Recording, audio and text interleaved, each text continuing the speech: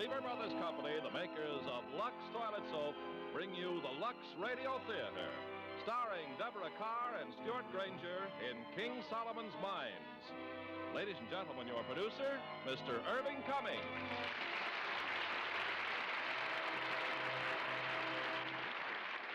Greetings from Hollywood, ladies and gentlemen. Many years ago, a legend existed that deep in unexplored Africa were the fabulous King Solomon's Mines. That a man would be willing to gamble his life to find them was understandable.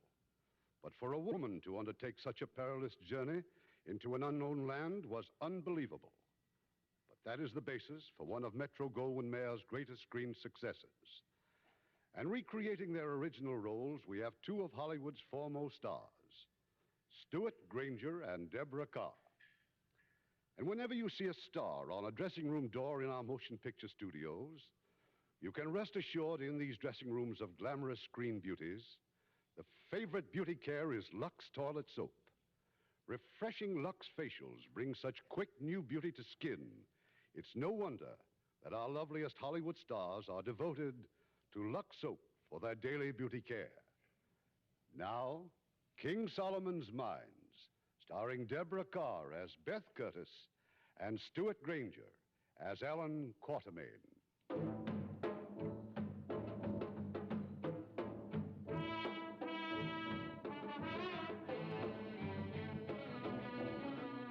We reached Africa in March of 1897. My sister Elizabeth and I, we journeyed at once to the Kenya Protectorate and there solicited the help of a government official to find the guide we were looking for, a man named Alan Quatermain. Yes, it seems they've heard about you, Alan, and they're willing to pay almost anything. Thanks, Eric, but I've taken out my last safari. I've about made up my mind to send for my son. He's 7 years old now, and Taking the boy out here? But this is no life for a child. Well, I've thought about that, too. And if I don't send for him, well, then I'll just go back to England. And what would you do there? Become a shopkeeper? You've built a career here, Alan. You've attained the happiest fate a man can have in this world. To be the best at something. Here, have another drink. No, I mean it. This man and his sister, they've heard about you in London. Alan, did you ever meet a man named Henry Curtis? Curtis? Yes, there was a fellow named Curtis, about 1.5 years ago. He wanted to go through unexplored country, some wild notion about a lost diamond mine. Well, I turned him down, of course. That's the last I saw of him. Why? because he disappeared. It's his wife who wants to hire you to lead a searching party. His wife and her brother. A woman on a safari? No, thank you. Besides, I meant what I said. Well, I can't force you to go, can I? And if you're serious about going back to England, well, perhaps I can be of some help. Thanks, Eric. Well, I'll stop by your office in the morning.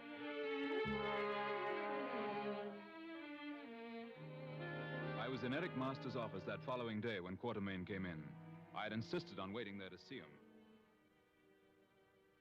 I told him it was useless, Alan, but he's a most persistent fellow. I came all the way from England, Mr. Quatermain. The least you can do is to give me information. If I can, I'll be glad to. The last word we had from my brother-in-law was a letter which he sent from here. He said he was heading west into unexplored territory. Mr. Masters tells me that you refused to guide him. I most certainly refuse. Why? Because when I die, Mr. Good, I hope it will be doing something slightly more sensible than trying to run down a legend about a lost diamond mine. You mean the country's dangerous? I don't know if any white men have ever been in that region before, but I do know that none ever returned to tell about it. Yes, Mr. Good, it's dangerous. But you must admit, Alan, that as far as we know, Henry Curtis could still be alive. Well, as a captive, perhaps, but the chances are very slim.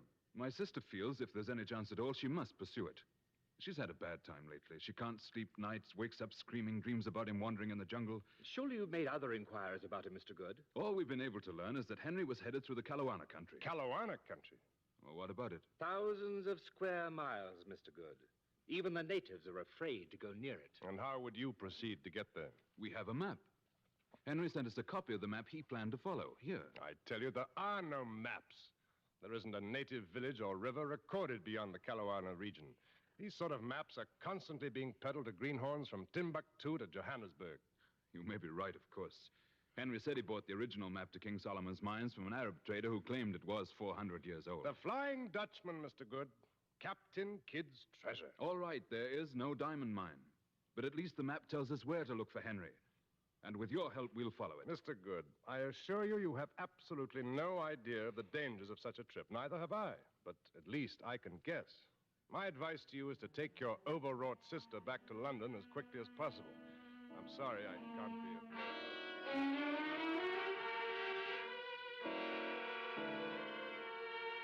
I told Elizabeth about my meeting with Quatermain.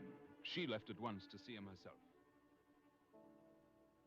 My brother told me your reasons for turning us down, Mr. Quatermain, but there was one argument he neglected to use. What was that? Money. Well, that's a very good argument, Mrs. Curtis. I'm willing to pay almost anything. I can't understand your determination to go on with this foolishness. Well, for one thing, it's quite possible that you're exaggerating the dangers. With proper equipment and your services, we should be able to manage.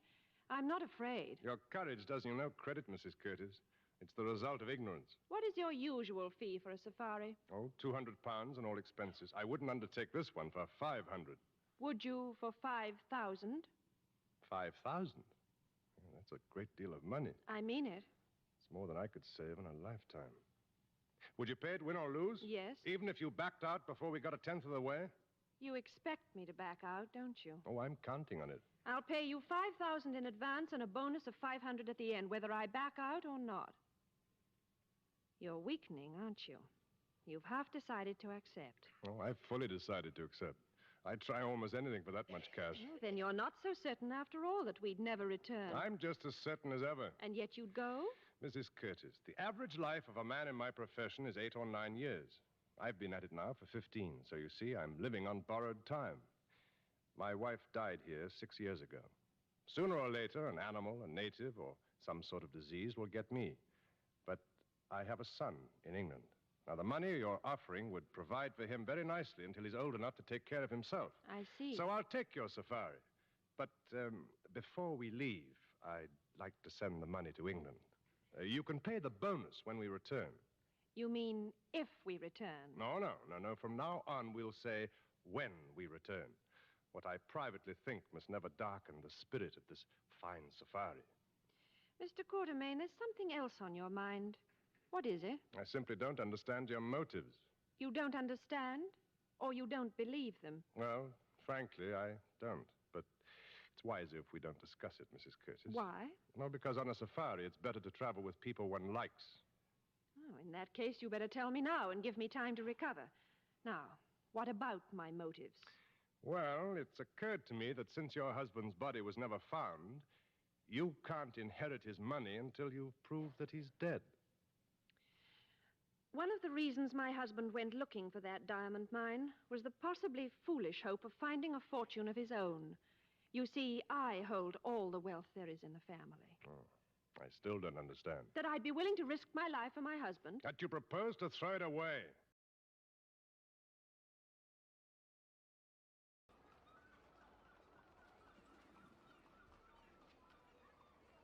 Comes out.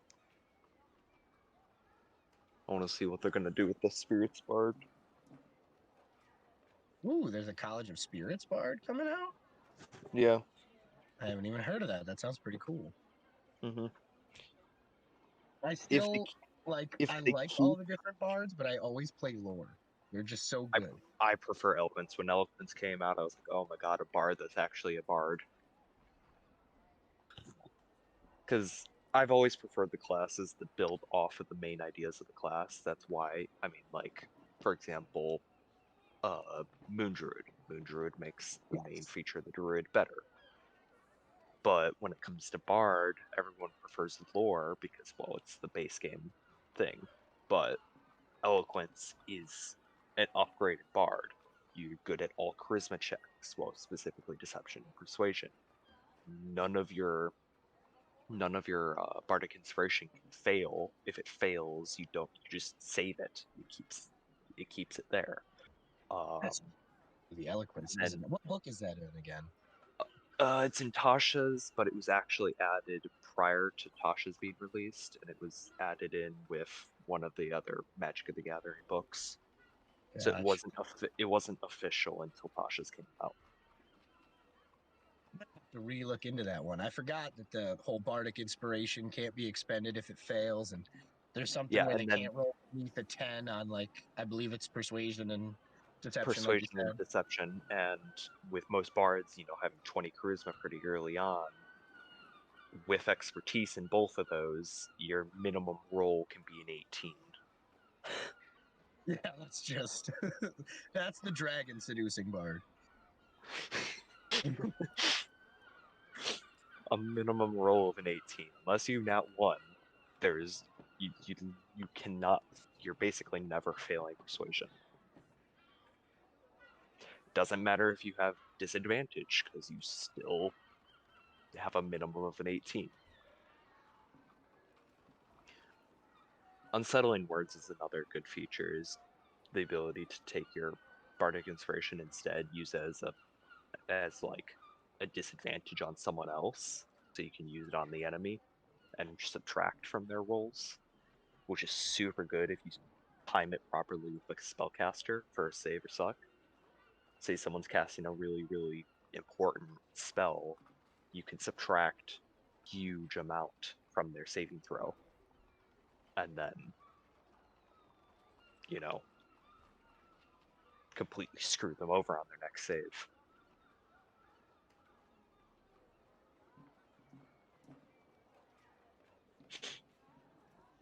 I'm so excited to play this character. I really hope D&D Beyond fixes their thing. I sent him an email.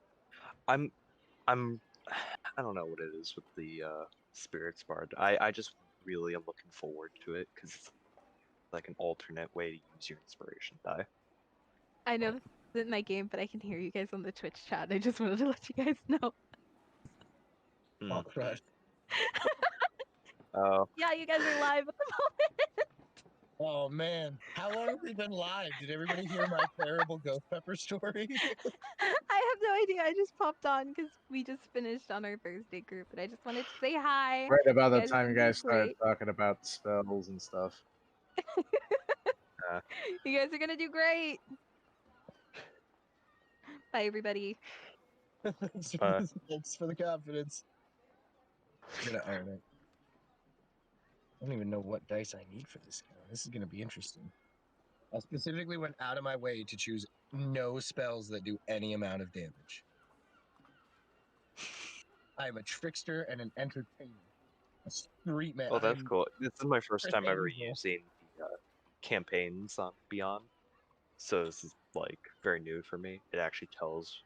That's cool.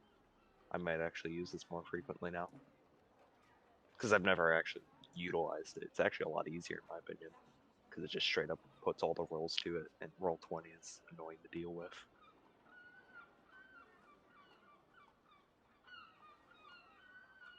Other than the fact that the dice tend to be unfriendly to me, it's very nice to just conveniently roll right from. And they even did it for. They just recently made it so you can roll from creature stat blocks and monster stat blocks, which is beast. Yeah, I love that. That's amazingly helpful. I run a lot of solo campaigns where like I'll test out character ideas and I'll just like make 4 characters, make a couple Lego You going against yourself. Run a battle simulation. Basically, yeah. Is that just you going to, yeah. I'll put like 12 bandits in like some weird Lego fortress and I'll just make my party assault it.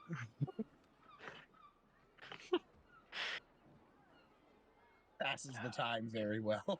Like, I forgot, what are each of us going? Can't remember. Characters? Yeah.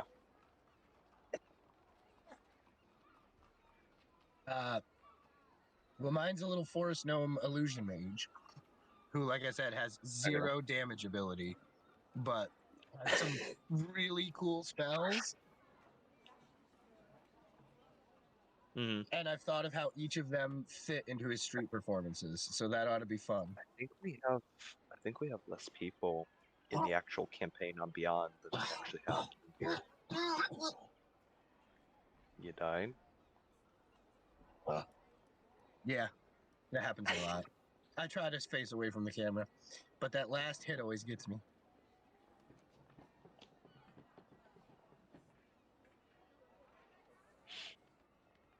6 HP? Oh, I didn't even look at that. Oof, I'm squish. This is going to be interesting. I'm going to be at the back at all times. You have 6 HP. I have 6 HP. And I believe at level 2 I have like 8 HP. What? It's like ridiculous. Why do you have 6 HP? I know you're a wizard, but what? Oh, gnome wizard, man. I have And 14. that's Jesus, standard. I have 8. I have 8 because I have a +2 in con. You haven't put you have a 0? I have You a have +0 in con. The heck did you put it in? Most everything went to intelligence and charisma. Wait, what are you? Oh, okay. I was like, what was the charisma for? Yeah, see, my guy hasn't actually ever been in combat. He's literally just been a street performing Chris Angel type mage with a fez hat. Yeah. Less eyeliner, more fez. All I know I'm gonna do with this wizard is I'm gonna go into blade singing, because I really want to try out blade singing. I'm so excited to see a Blade Singer in action. I'm glad to be playing by one. They're terrifying because of their high AC.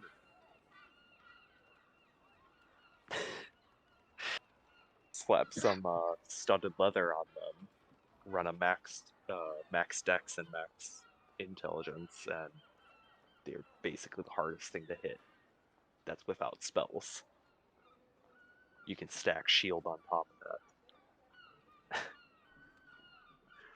Wizards are one of those classes that I have always been excited about, and it's the first class I wanted to play. Same. But this is the first wizard I will ever actually be playing because I had too many ideas in my head. I was like, where do I start?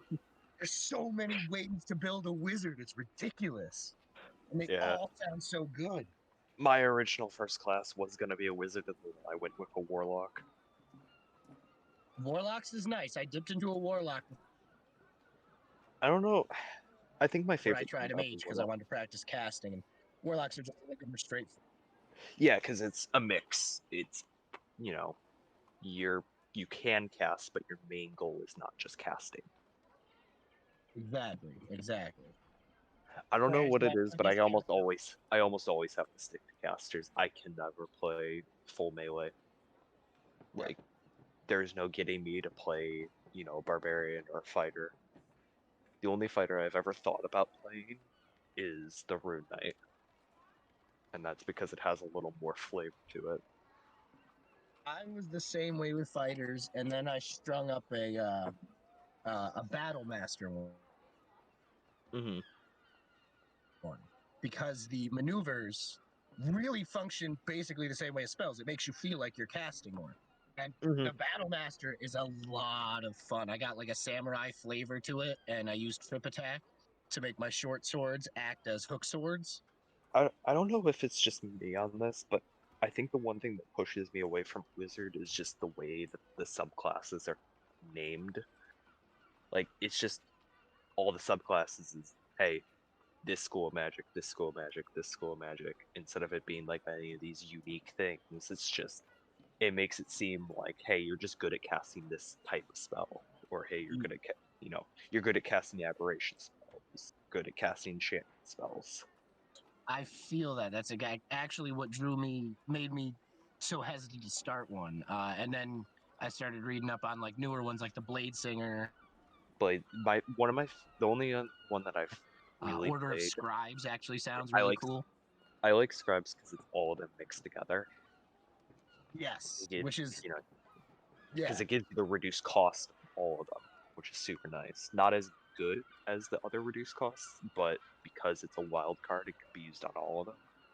It's a lot better in my opinion. Because the other ones reduce it down to like 25 gold, but I think, hold up.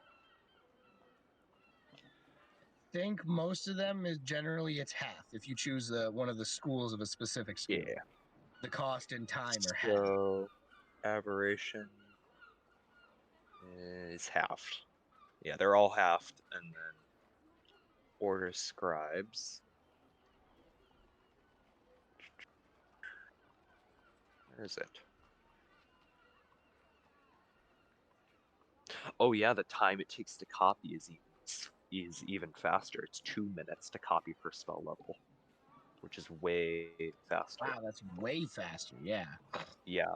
That was the one that got me the most excited about Wizards because I was like, oh, they don't have to be just one school. Like that literally makes every school. They're all schools together. Yeah, Plus, the exactly. fact is, I think one of the, in my opinion, and it's kind of a more of a smaller thing, but the fact is your book becomes your spellcasting focus, but a wizard's not able to cast their spells without their book. So it combines the arcane focus with your book, which basically means you're already unable to cast spells as a wizard without your book. So why not put the thing that, you're already relying on together? Make it your focus. Yeah, totally. Yeah. So no matter what, if you have your book, you're able to cast spells like all the time. Instead of having a book and then having all these different arcane focuses and stuff. Yeah, which if you think about it, honestly, there's your two hands right there. What else are you doing? You ain't Yeah. holding a weapon. Oh, I have a dagger. I do have a way to do some damage. See, and that's another thing. You basically can get, at level 2, you get the effect that I think you can use that as many times as you want. Yeah. Yeah, you can replace the damage type with another spell type that you already have in your book. So say you have Fireball, and you want to cast it with Radiant damage. You can replace the fire damage with Radiant damage, which is the same exact thing that the Sorcerer can do, but for free. And that's the Scribes? Yeah. No shit, I didn't read that one. That's It interesting. does have to be the same spell slot, non-upcasted or anything. So But that there still is makes you like there is some planning on that. Yeah. But that's still really good because there's some good spells that happen to be in the same level that you can replace the damages for. And depending on the situation you're in, that could be critical right there. Yeah, because it means you're way more versatile. Yep. You're not just constantly doing fire damage. You're now And able as a to wizard, you want to be prepared with your spells and be thinking about it every chance you get anyway. Mm-hmm. Oh. Okay. That's going to be the interesting part. And watch, Okay, this is going to be the so one never mind. campaign where we don't find spellbook. That's actually what pushed me away from using my wizard on my personal campaign, is the fact that the DM never gave us any spells, and I'm like, Jesus Christ, this is pointless. I'm in like the 3 wizard different becomes campaigns where we got spell books. One of them had like 30 spells in it. There's no wizards in any of the campaigns. It's just a really good sell. this is another feature you can do. Whenever you cast a wizard spell as a ritual, you can replace the normal ritual casting and cast it normally. So, for example, Silence, which is a really good spell to have, but you're now able to cast it for free as a ritual, but without it being, a ritual, without having to wait the 10 minutes, which is super good because that means that's one free spell slot that you're not wasting. And that works for any ritual spell? Yes, for any ritual spell that, that has the split tags, where it can be casted as an action or as a ritual. But you can only benefit from once per long rest. That's not But that's that bad, though. that's still one free ritual spell. That would rather, like, Silence would probably be one of the best uses for that. Yeah, because that's what is that, second or third? Second. Yeah, I think. Second level spell slot for free, boom. Yeah. And like in a pinch, nobody's gonna cast a ritual spell mid-combat. And yeah, there's so many ritual spells that sound like they'd be great in combat, except for that 10 minutes. There goes the rest of the combat. You're casting that spell. Yeah, 100 rounds. Have fun waiting for that. Exactly. Like you're just out. You're sitting out. Oh, that's cool. Oh wait, no, that's even longer. I might have done the math wrong. 6 Still seconds. that We got 10 minutes, so 60. 600 rounds. 600 rounds. Yeah. Yeah, that's why nobody uses rituals mid-combat. And Well, that's cool. That almost makes all the other, like the regular just school ofs subclasses for wizards almost obsolete right there. I wouldn't say for some of them because, which one is it? Aberration. Abjuration. Yeah, that one's a really good one. The And ability honestly, to put wards down and everything. Those are really fun. evocation gets overlooked for some of the like sculpt spells is honestly one of the coolest things that could happen to a wizard. The ability to straight up negate damage to teammates. Yeah, so you could just blast with everything. Nuke. Yeah, I'm on deck. Ooh. Hello, guys. I am Hello. here. I'm sorry. I got sidetracked and I had to do unexpected things. So Yeah, it's fine. You're just sitting here talking. Yeah, we had some good D&D chat. You're good. you guys are getting to know each other. Alrighty then, guys. So let me pull up my notes. Let's get the ball rolling. Okay.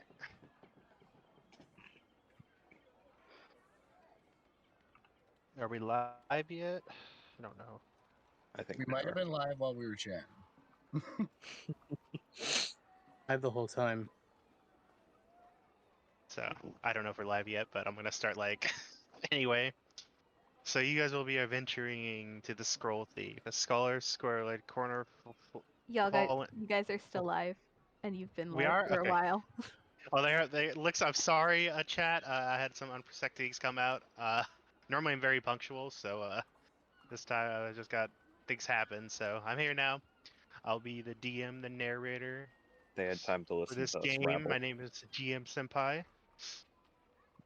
We'll be playing Scroll Thief, which takes place in Flan, which is in the Tyranny of Dragons, so it's in the same time happened with the Horde of Dragon Queen and the Rise of Tiamat. It's in the same realm.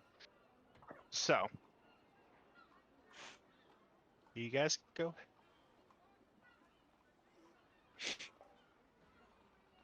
Are we introducing ourselves? Yeah, go for it. Oh god, this. Now that I'm on the spot, this is a lot harder. You want someone else to go first, or you got this? Yeah. I don't have anything for description or backstory, so I'm just freeballing it. Like, we could do this together. We got this. So, is your character nude, or what's going on there? So just describe my character.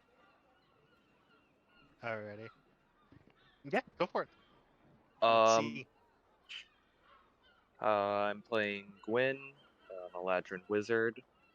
He kind of just grew up in the woods. He never really had contact with the outside world until now. There's not much is known. He suffers from some bit of amnesia. So. Okay.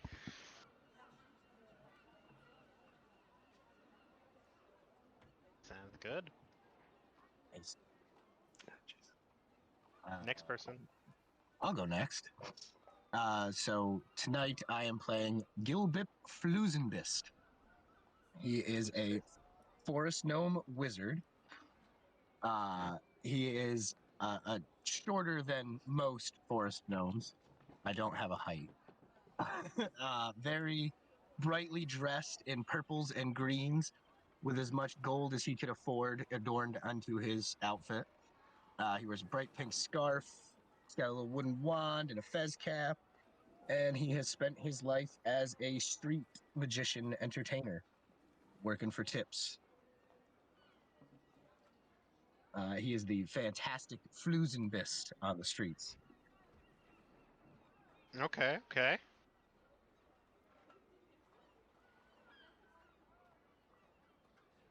Alrighty, then next person. Let's get to go. Ball rolling. Where are we in the list? Don't be shy. I was reading my notes, but I think it was Snips that already spoke. And someone went before me. I'm bad at matching up names to characters. Yeah, I should have done. I should have done organized. I should have done top to bottom. But anyway, so we'll go stop with top. We'll redo it all.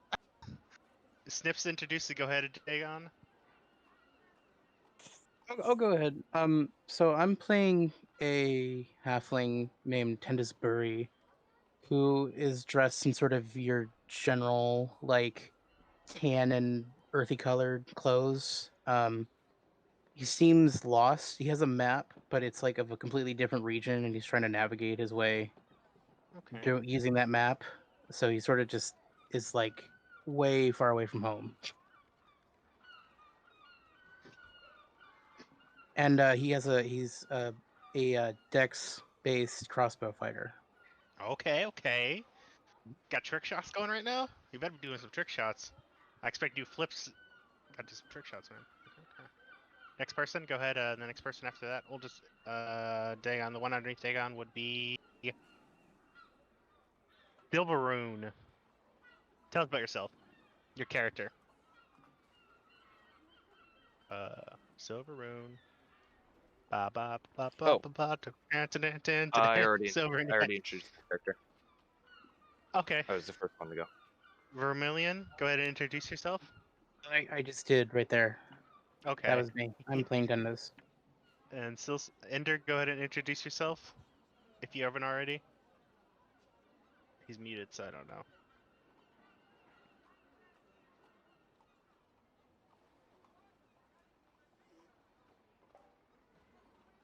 Dun dun. I actually haven't introduced myself yet. Okay, go ahead and introduce yourself.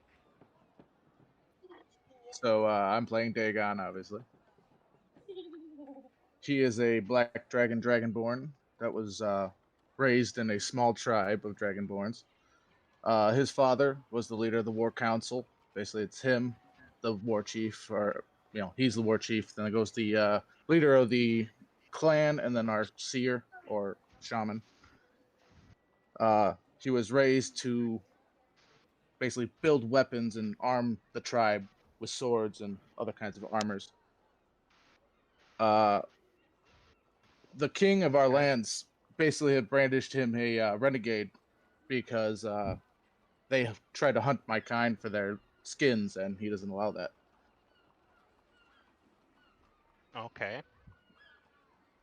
So currently, he's on the run. I like this dynamic. Let's get this party started. Welcome to Scroll Faith, the D&D expansion adventure part of official Adventure League, organized by System Trinity, Tyranny of the Dragon. Let's get the party started up in here. Okay, let's see. I need my notes.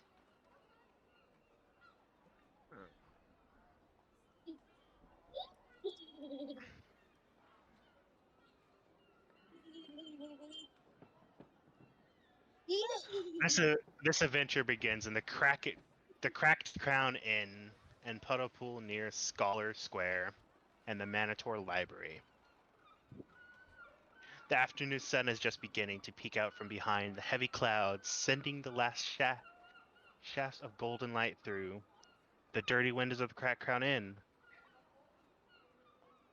On the southern edge of Polar Plaza, the door opens and middle-aged female enters the inn, tall enough that she ducks to avoid striking the frame.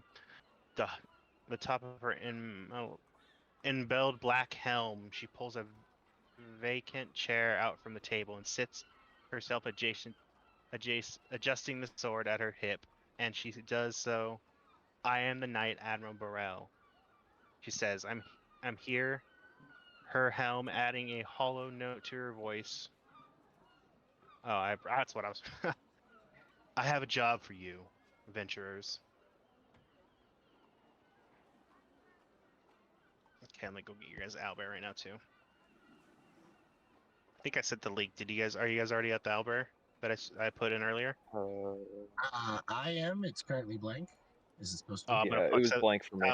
I'm gonna plug something and then it must have reset itself. That's all right though. I will fix that right now, guys. Is it blank? It's. I have an image in it. Oh, now I have a Yeah, map. no, it's just a giant blue screen. Is it? You have. There's a map. Yeah. I have the map of the city of Flan. On my Yep. So. Flan.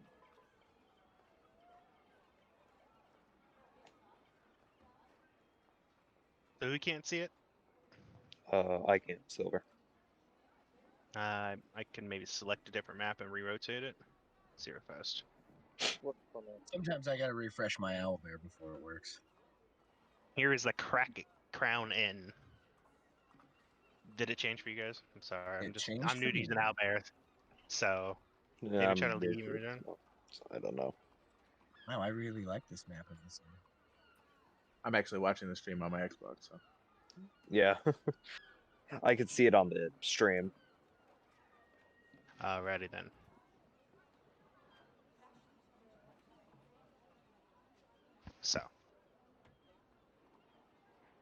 So do you guys ask her about the job? All right, she said we have yeah, a job for her. What type of job is it? She tells you.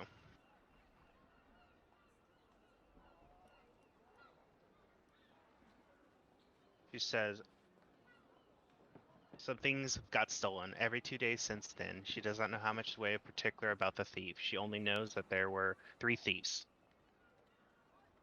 That they all occur in various shops in the Scholar Square. But the suggestion that it is of interest speaks first with Casserole Barney Wine. So she's basically telling you guys that scrolls have been stolen. And she wants you to help them track them down. Or every night. There's a few getting stolen every night. Every 2 days since then. So yes, it's the first incident came out. It started. I misread something. I'm sorry, guys. It started with theft that has been reported by various people with the right side of work of Scholar Square. This is not itself unusual it's not unusual. What is unusual is that nothing obvious value has been stolen. Just a single book. The theft began 6 nights ago and have occurred every 2 days since then. She doesn't know much in the way of particular about the theft. She only knows that there were 3 thieves, and they all occur in various shops in Scholar Square. But she suggests to you guys that to speak with Casa Rannywine, a scribe master of Mantor Library, who reported theft this morning for additional information. Because of the lack of resources, Knight Merlin has been unable to properly investigate the thefts. She is able, however, personally, the funds and investigating by the ventures will be paid. Group of 50 gold to do so on her behalf. She's using her own money out of pocket, so she's gonna pay you guys out of her own pocket because she doesn't have the resources. So the city's not paying you, but she is paying out of her own pocket with 50 gold pieces. She asks to be kept anonymous of whatever this adventure discovers. They might lead her to closer to apprehending absurd. I don't know that word. Aberrest of whatever the adventure discovers that might lead her to closer to the apprehending the thieves.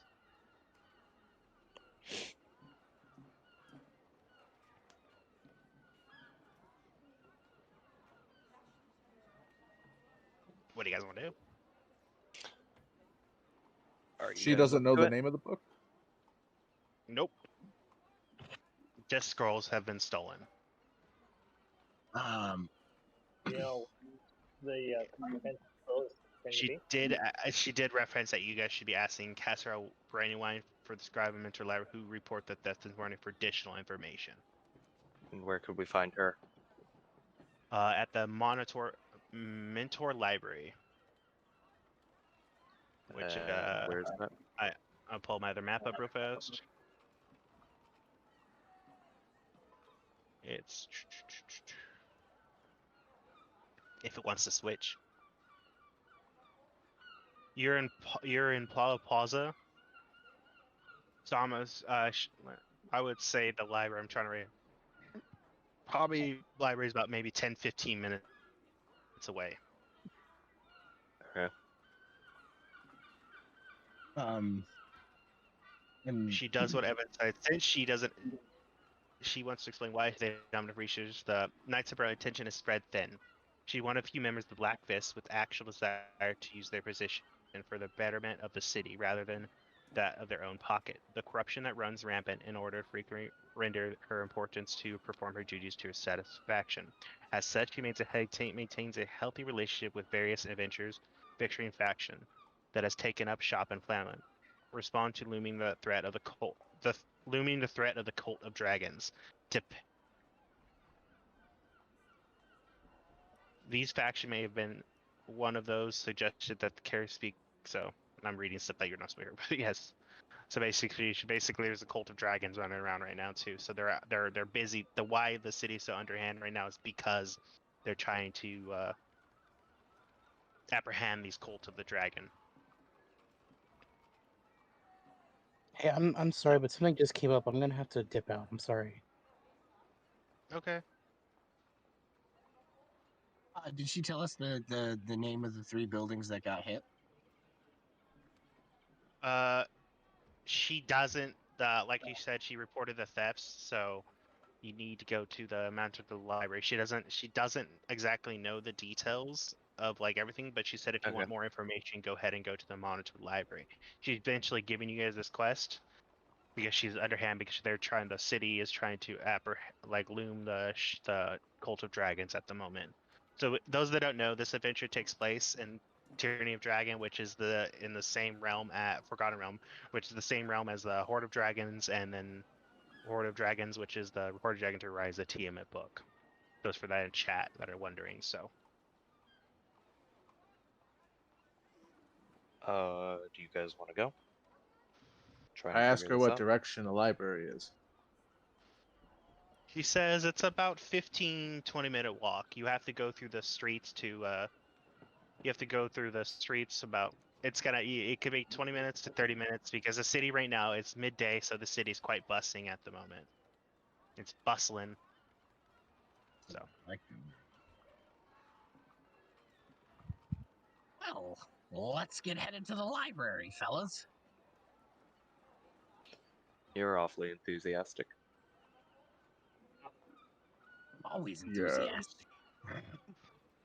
Well, let's get going.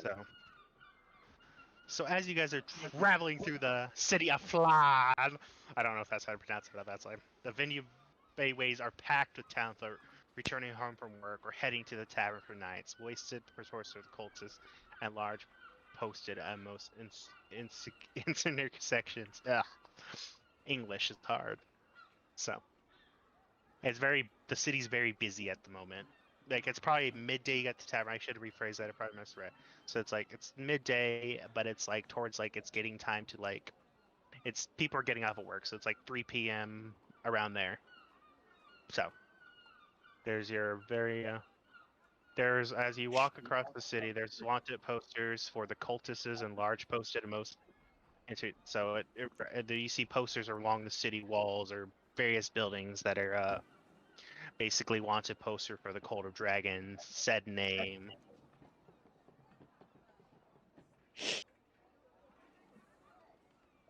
I like to take out one posters. Sure. It doesn't really give you much. It basically says wanted cult member. It says name unknown, but it has basically like a description of what they would wear to their cult meetings. So it's like hooded figure, like with a dragon etched mask. Wanted. Pretty obvious. So it's pretty busy, right? Yeah, the city's very busy. As you guys walk into a mountain, you'll see a few tires. You see the Laughing Goblin Inn. Not too far, probably halfway through your journey. There's another inn called Laughing Goblin Inn. Is there any like shady looking people? Anybody looking like they're doing unsavory thing? You can go roll a perception check.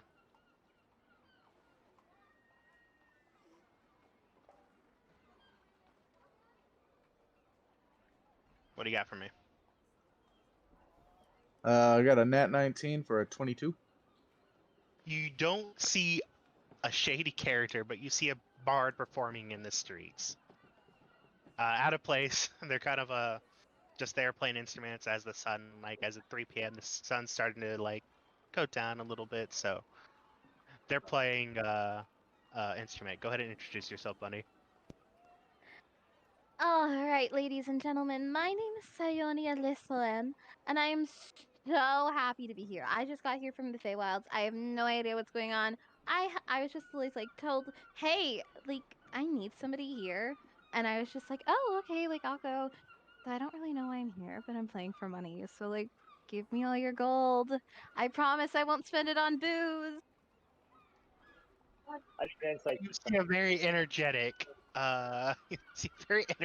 bard that's basically playing for addiction. So that's kind of, I don't know if that you consider that. I don't know if your character would consider that shady or just average day in the city. I think it's shameful for a bard to be demeaning himself in such a way. It's unbecoming. He just looks over and goes, I'm not demeaning myself. I've done plenty worse. So, and as you go ahead and I want to roll perception check. Go ahead and run the party roll perception check.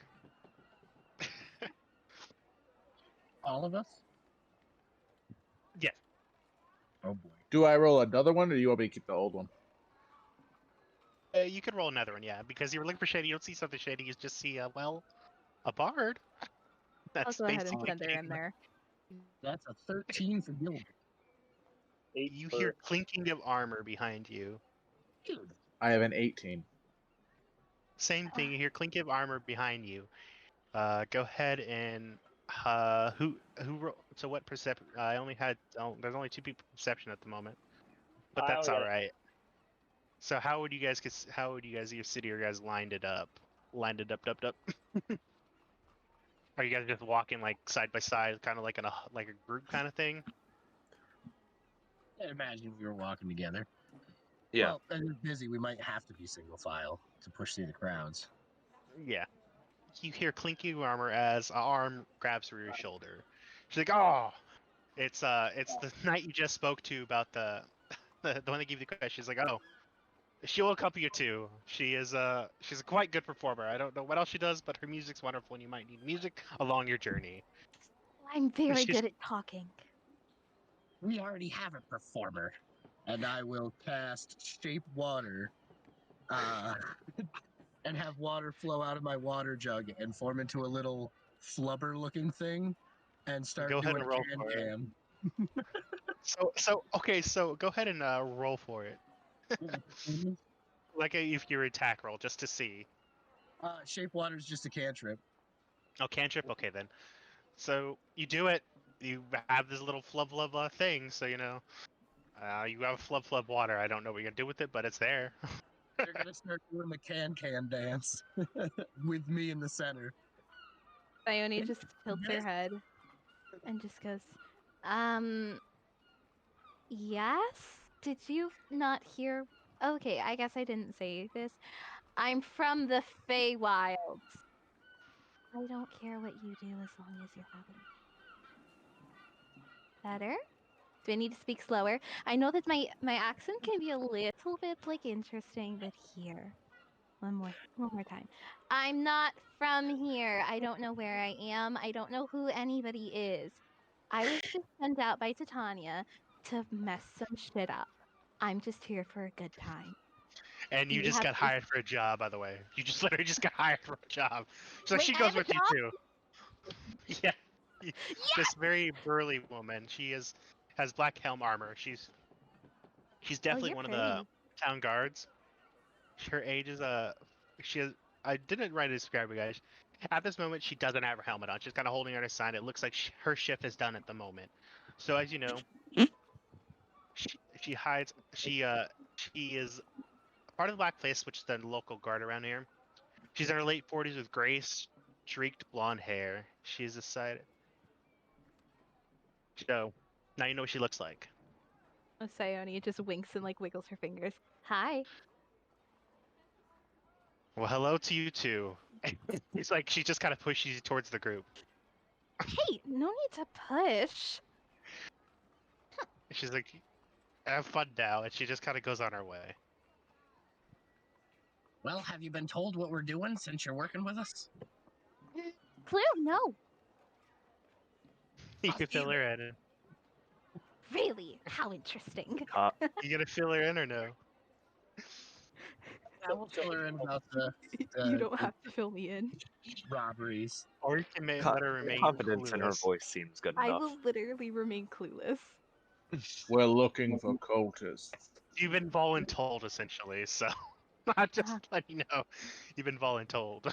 That's okay. So Ooh, as you guys, cultist? How long? You'll find out soon enough. you've only been walking for about 5 minutes or so. It's quite busy at the moment, so it may take you longer than estimate time, or 15, 20 minutes. Sione's just So you lagging can look behind around them. if you guys want.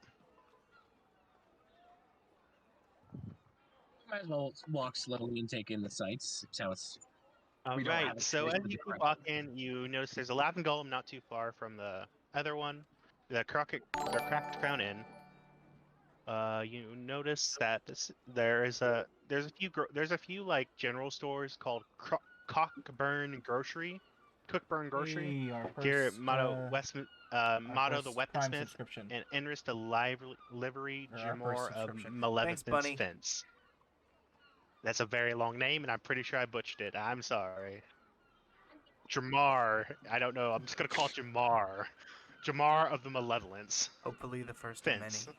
So he's just. So... Oh. What do you guys want to do? A lot of inns in this town.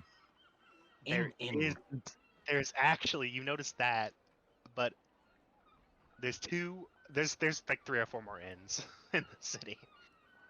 It's almost like it's a city. And Sione is just gonna tilt her head. With people who need to sleep. I can't. Sleep is for the weak. I'm gonna back up Sione. Hi. I'm Sionia. And she'll like stick her tail out to shake. Hi, I'm Gwen. Nice to meet ya. So, how long have you been rolling with these chuckleheads? I'd say a few days. You're braver than most.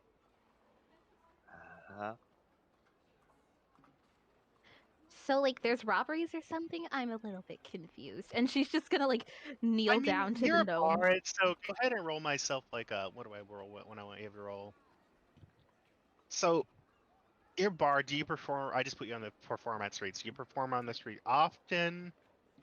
Oh, I just arrived in town from the Feywilds. I know literally nothing. Oh, then yeah, then you could. There's been thefts. You could inform her that there's been thefts, and then you guys have been tasked to going to Monitor Library to find more information about these thefts. Also, the party has a starting gold of. I wanted to give you guys the money for 1 res, so it's gonna be if you guys want to die. The party, you guys have a starting gold of 1,250 gold. As a party. Mm-hmm. All right, who wants to keep track of that? It's basically probably like you guys probably been reached out for Venture Guild. The Venture Guilds probably gave you guys like a lump sum for your group of people. I'd say we should keep it away from the hyperactive, you know. The random person who might be coming in and out of the Feywilds. Yeah. Yeah. You guys have a lump sum of gold. That's 12. That's gonna be 1,250 gold. That's enough. There's a few magical resources you can use in this vendor. One of them being a res. Which will cost you that full amount. So be aware of that. Mm-hmm. Or you could just save it and spend it later time. But that is your money that the Venture Guild essentially gave you for your traveling expenses. You guys got, honestly, this is probably like a bronze quest, quest from the Venture Guild, so it's very low end. You guys are new adventurers, or just, you might not be new adventurers, but you might have just joined the Venture Guild lately, because work's been hard to find with all the various dragon attacks. So all the entertainers coming out the Feywild taking my street corners. She just flutters her wings and just gives a big fang-toothed grin. We can go and fight it out if you'd like, or we can go and continue doing whatever your quest is. you guys know, you guys are probably from various cities, but you know there's been Cult for Dragon, which is bigger cult, and there's been various dragon attacks. So that is knowledge that you'll have. Is just you just know there's been dragon attacks, just in the recently, like the past several months. Let's get on to the library. But this city looks like it's been untouched. It just has the essences of the. It just basically has people, Cult of the Dragon, like posters everyone wants it and whatnot. So. Okay. Libraries? So. We were told So to as go you to guys the library to find out more about these robberies. So as you guys continue to walk, you see the Laughing Goblin. You crack your kind of laughing on Nate Wire Bell. That's also another tavern. Bitter Blade is gonna be. You'll walk past the Bitter Blade, which is an inn, and you'll see the Valet Drulet, which is a fancy restaurant feast hall, and Madame Ferreux Tea Kettle, which is a very elegant tea shop. It has nice like tapestries and like silk tablecloths, and then all they serve is tea. But it's the best tea in the city, so the people say. And again, it might be the only tea they get, so. I think I fancy some tea. Are you If sure you you wanna fancy tea? If you want to go to the tea shop, you can. It's My fair. 7'2" black dragonborn will walk to the tea shop. Oh, Sione is fluttering after him. She's like, you know, your skills are really pretty, but you could use for a little bit of polish soon. No offense. Just thought you should know. I'll follow and go in. Okay, you guys all follow to go to the tea kettle. Guess we're going to get some tea. I mean, it says you have to get more information. Doesn't mean you have to get the information tonight. That's just where your next task is. So you could get some tea if you want. Okay. You see. Okay, so as you guys, do you guys just walk in, or do you guys open the door? Surely you're just like the dragonborn. I don't know how hard is the dragonborn opening this door. Well, This I opened it building's like a the front normal of the building door. is completely made out of glass. The front building is completely made out of glass. It's very cafe. It has really like it has a bard in the distance playing like an upbeat like jazz-esque music. The cafe music, I should say. Cafe music. Bossa music. I'm going to be as gentle as I can. All right, strength check.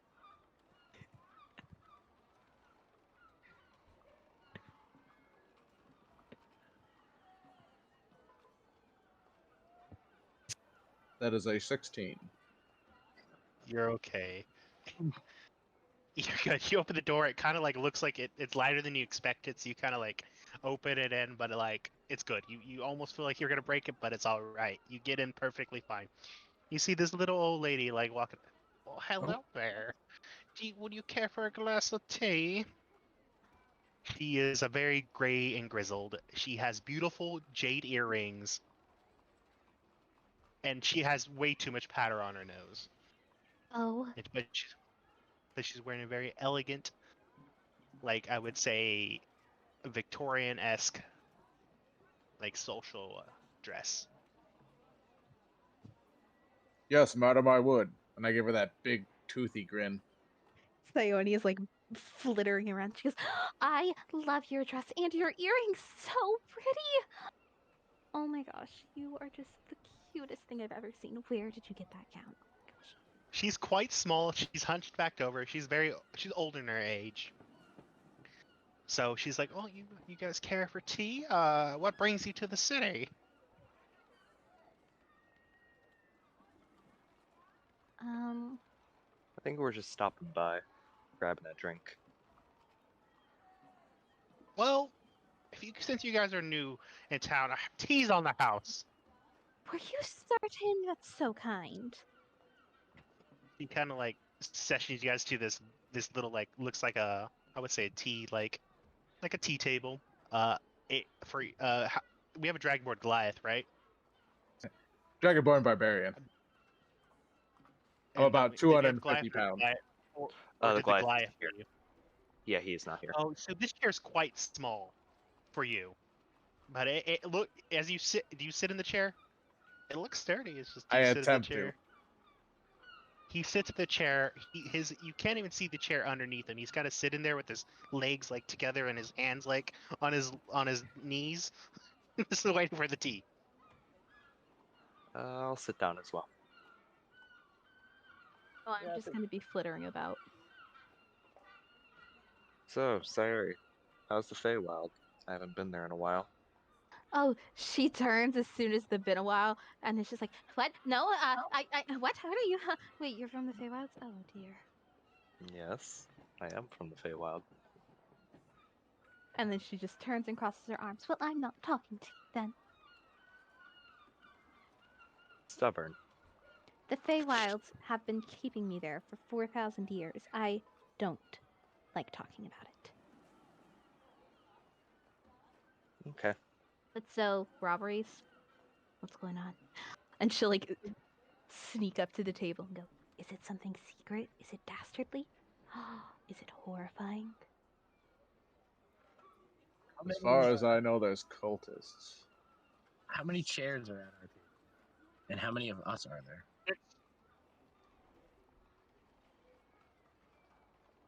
And there's 5 of you, so.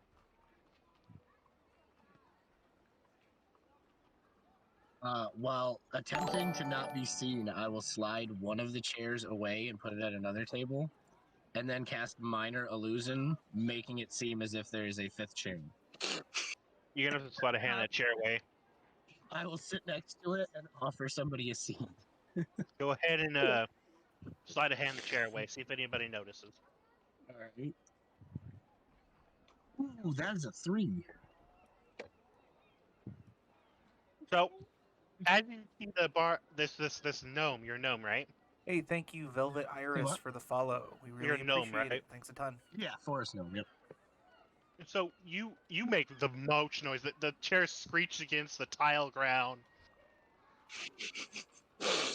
It just screeches across like the tile ground, like this. Just like the sound of like it was like a pulling chair across like a stone floor or tile floor. But they're like iron chairs kind of, so they make a very loud screech.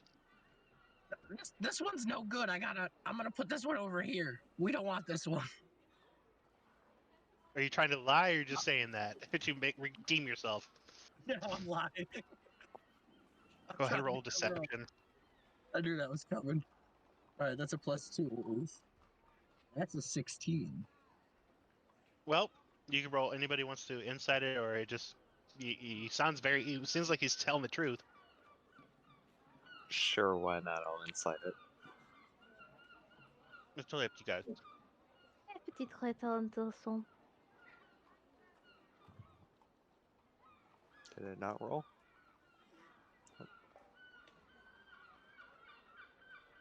I don't know why it's wrong. It's fine. They believe you. Oh, they're like, okay. Like what? And then I'll put the illusion up of the 5th chair, and then I'll sit next to it. Oh, there's a seat open next to me. Giggling to himself. Oh. That being said, the little lady comes back with a very like you can smell the aroma of this tea. It's very like flowery. Aromatic.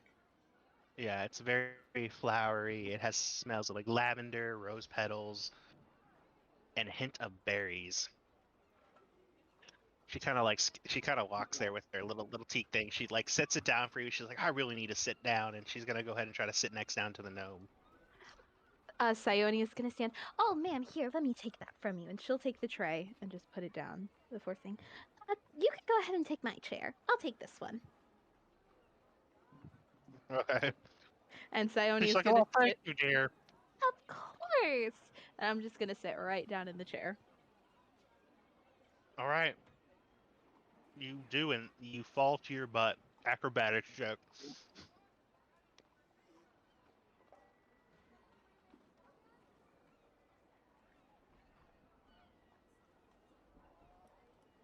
And Gilbep is now prone with laughter. There is my. All right, that is a dirty 20. You're good. You actually. So I'm I gonna do say a your character flip. like acts like this. I mean, you do the flip, or you can just sit there. You can sit there like you're sitting in midair. I mean, she does have wings, so yeah. She'll just sit and like the wings keep her up, and she goes, "My, this chair is quite comfortable." Okay, then. Looking So- absolutely aghast and surprised. You guys do you guys drink this lovely tea? Yes. It's delicious. It has it tastes of berries, and you can almost take a hint of rose petals. And the lavender you can barely taste. You more so smell it. Everybody, you get a +1 to your ability checks for the day. Ooh, Beautiful. Good tea. Nice. Light, excellent. very good. It warms your body and soul. Very warm as it go down, and it kind of like as you guys take it, exhale, you can see the steam come out of your mouth. It's a very good cup of tea. Ionia blows heart-shaped smokes. So that is that. So you guys are gonna chit chat here, or you gotta enjoy your cup of tea and continue your journey to the library. I feel like we've refreshed ourselves. Just a heads up, chat. After the game tonight, we are going to be playing some Among Us in the Dice Dad Games Discord server. Yeah. So if y'all feel like coming by, hanging out, and getting in on some games of Among Us with your D&D pals, drop by the Dice Dad Games Discord server after the Scroll Thief finishes tonight. We have links to the Discord and to our Facebook page, which also has a link to the Discord on our Twitch channel. For about a couple hours there, I'm assuming. So as you guys step out, Wait. Was she sitting in the chair pretending the whole time? Yeah. Yeah. Legs gotta be tied. so the sun is set. The streets are dimly lit by soft orange lamps. Before we leave, I'm gonna double check my illusion. I'm gonna like wave my hand through it and be like, "What does not work?"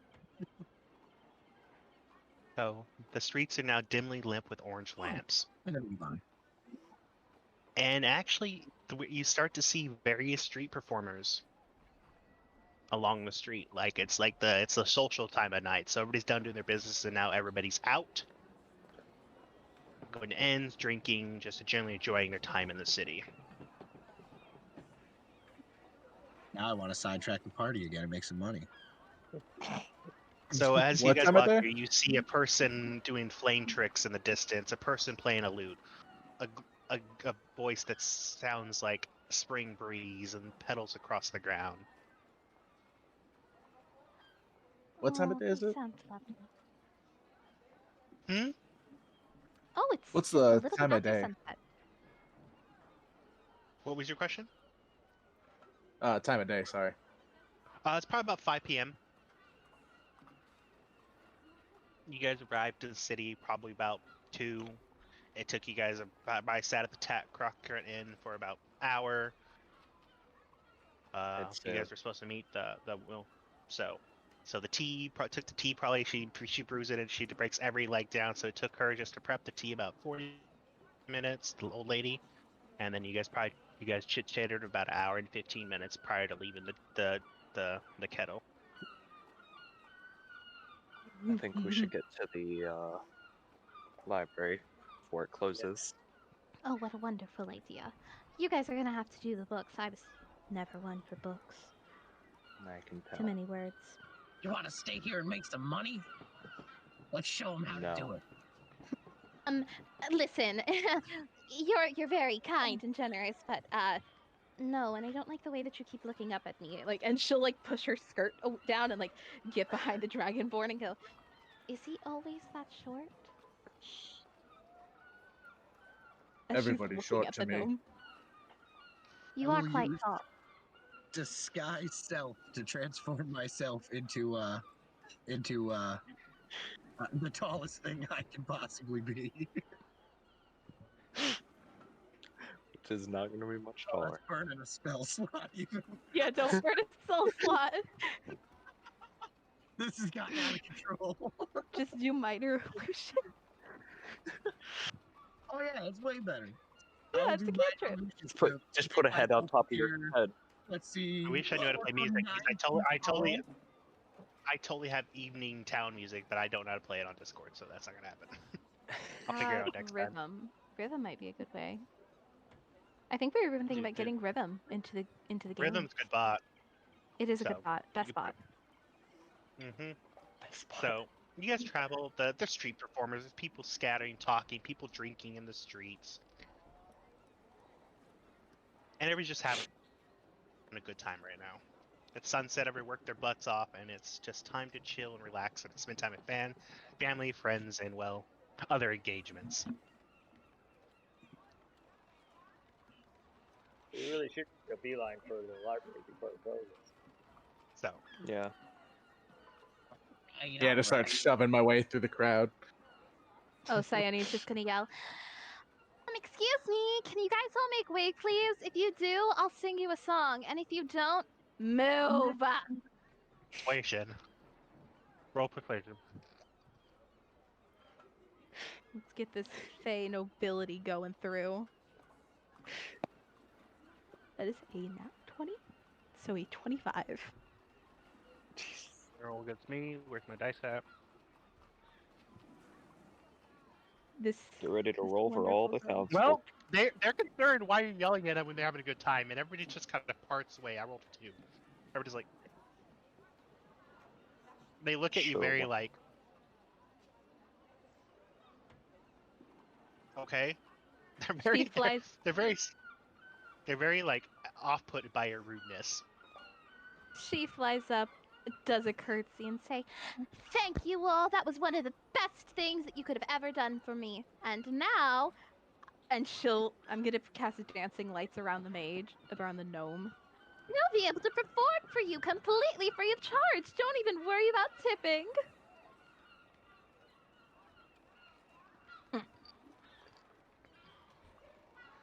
Alrighty then. It's winged demon. Go ahead and put your guys' I don't have unfortunately I couldn't find the map for the library. So it's gonna be well, you just have to use the map that's on the thing right now. Oh, I'm just watching the stream because it's easier to watch that than constantly refresh. Yeah. Alrighty then. So that's your guys' grid for the library.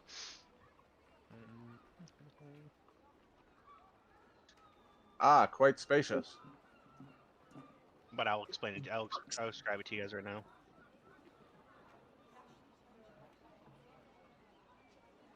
Alrighty. So as you guys walk in the bustling city at night, you finally arrive to this beautiful library. Sun-bleached columns frame the antique feature facade of the Monitor Library. Solitary bench sit next to a tranquil pond. At 4 of this property in the center of the Scholar Square. The ground are well manicured and footstones with blooming flowers and other local floral. Manchester Library is the most prominent institution in the Scholar Square. The library staff has seemingly similar reserve of energy which he devotes to creating and expanding the library. A vast collection of encyclopedias, treatises, compendiums. Manchester Library is funded and funded by donations and modest fees collected for performing research, transcribing, translating, as well as donations for the city, whether wealthier citizenry, bad with English. But that's what you guys see. You guys are outside the library at the moment.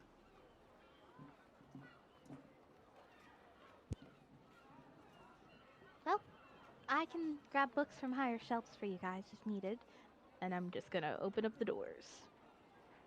Alright, so as you go ahead and roll a perception check.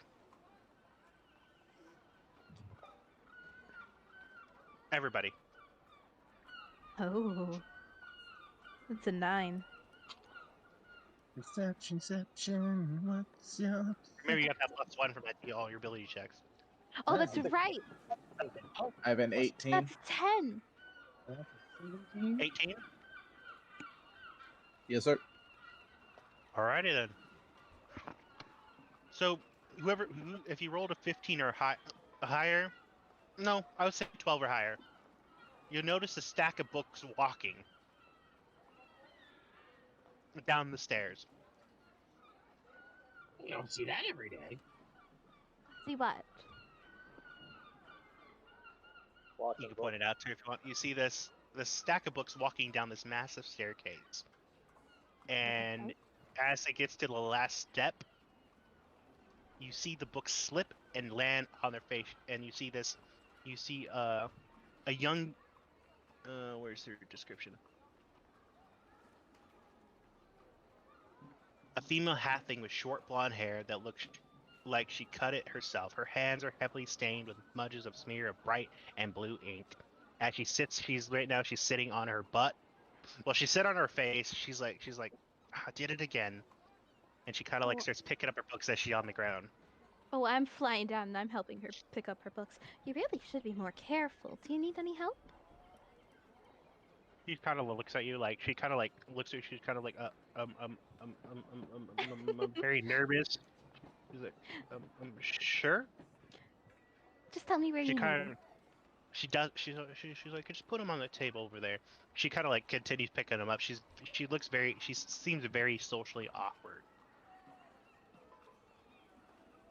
Would you mind helping my friends find a couple of books? And I'm just gonna point to them. I think they need some help. She kind of pushes up her glasses, and as she pushes her back, she gets a little bit of blue ink on her forehead. Oh, I'm gonna lick my finger and just gently wipe it off before smiling. You have such a pretty face. She's like, how may I help you? After she wipes it off, I will use prestidigitation to put the mark back on the forehead.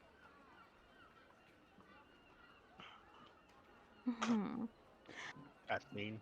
Poor her. And Sayone's just gonna tilt her head and go, "Oh dear, it somehow didn't come off. Do you mind if I do something really quick?" She was like, "No, it's fine. I get ink on myself all the time." I'm just gonna kiss her forehead and leave a gold lipstick mark. She kind of just wipes it off. She gets up very slowly. She walks over to the, how may I help you?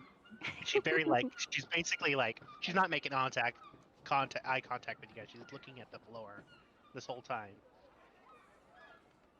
She seems socially, definitely socially awkward. She doesn't get a lot of visitors maybe. But go ahead and roll a perception check. Everybody. Another one? Mm-hmm. Fresh one? Dig it. That's an 11. 16 Okay. That's 18. 11 or better would get you. You see a little. I rolled see a nice 9. granite. Oh well, 9 doesn't see it. Fine. But as you guys, you see a nice granite nameplate that says Cassandra Brady Y. And this is the person you guys supposed to talk to. She's surprisingly young for her occupation and the status. She's have her weekly. Right, Barb. Go ahead.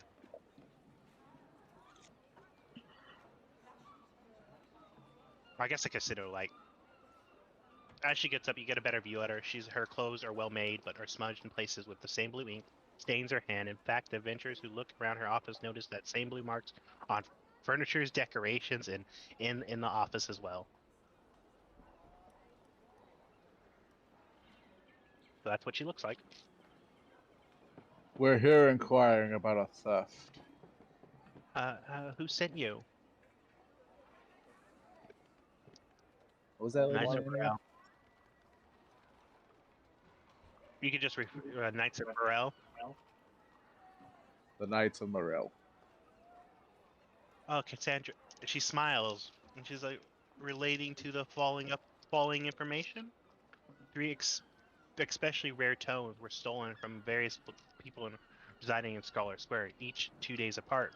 So she gives you the information. You better get pissed. This will give you the information. And you can look. She's like, those books. Yeah. She kind of like stops for a minute. She's trying to like. She looks like she's like kind of like she has her like her hand on her head, kind of like thinking. She's like, oh, there's so many books. What are the books? Oh yeah, those books. She's the first book stolen 6 days ago from office. Aya, the Glimmer of the Wizard who maintained a small shop. Ion Glimmer, a wizard who these are the people that got stolen books. A wizard who maintained a small shop in Scholar Sword. The book was a present of the Wave title. The Wave, a collection. I'm gonna send these books in the chat as I read them off, so be aware. I can just chat all the information. I think actually, I'll just tap it all in.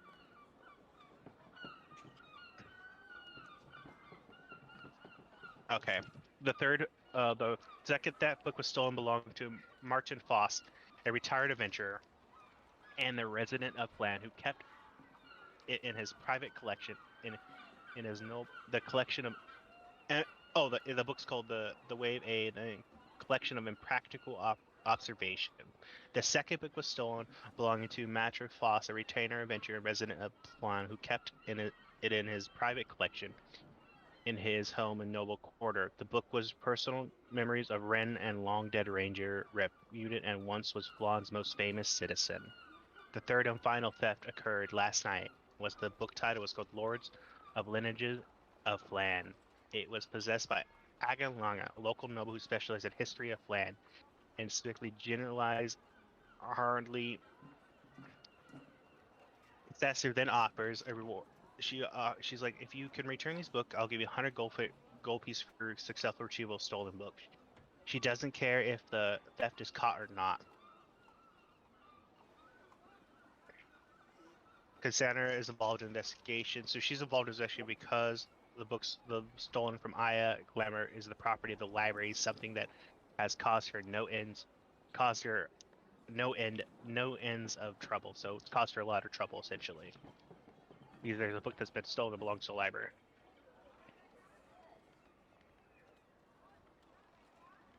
I think I'm gonna send the books now. So give me a minute. And I'll go ahead and put this in my chat, so you guys have the. And that's the half L I did. Why I don't know how to get rid of these cubes. How do I get rid of cubes? Someone help me. My dice dad needs my assistance. I need his assistance. How do I get rid of cubes? But there you go. Thank you. And here's information. Drag down to the trash guy. When you click on like an icon or a token, a little trash guy appears. Okay. Oh, what? I get rid of it. How do I do that? Where do I do it? Oh, fine. You just do the magic. I don't know what I'm doing. I don't know why I'm making circle. What the fuck? I don't know how to fix the tool. This one. Okay, that's better. Okay. Sorry, I'm new to Alver chat. So. If you put him there, like put it back up there. I can do this quick thing for you. Like if you put a square or a circle back up there, you can grab it and then drag it down to the bottom middle of your screen, and there should be a little trash can. Yeah, you just gotta make sure you're on the bag tool. Yep. Which is a little hand. Okay. I'll get rid of it. Whatever. What's that? Why is there a red mark now? I was just putting a circle there to show. Got a laser pointer. Okay, sorry. Anyway, so I can give the information so if anyone wants to take those notes down, so you know the names of the book and who you need to speak to. Yep, Sionia's writing them down.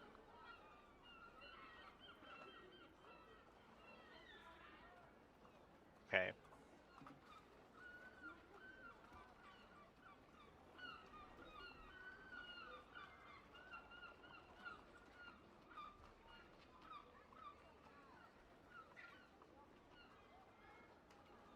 Okay. And we'll go right and go now with this. The librarian's still nearby, right? Yeah. He kind of looks like she kind of like started like going back upstairs after she gave the information. She doesn't really. She's very social awkward. She's trying to like get out of this conversation as fast as possible. I asked for a quill and some parchment so I can write down this information. I can barely hear you. You're staticky. What's going on? I want to borrow a quill and paper from her so I can write down the information she gave us. Okay. You could see that there is a studying desk that has a quill and ink and paper. Okay, and I write down this information. Books and all that. Excuse me, do you know this town well? This city well? I was just wondering if there was a possible, if you have a list of other places that have books and scrolls that might be stolen. She's like, this is the only place that we. Each people have their own collection of books, but this is where all the main collection of all the books. This is the public library, after all. Well, Scholar Square. This could be a possible target. Are there any universities? Yeah, a book. She's like, well, a book's already been stolen from someone from the wizard, Glimmer, which is property of the library. Do you know what type of book he had? Maybe if one of us grabs one of the books, we might be able to catch the culprit. Or like find a book that looks similar. She's like, you could look at the books if you like. I see no problem with it. But make sure you don't mess up the order, after all. It will take me several days to rearrange it. So I'm gonna just go and quickly like try and find a book that is about like the same thing about the Lord's lineages, the personal memoirs, stuff like that. Something that would be a little bit expensive.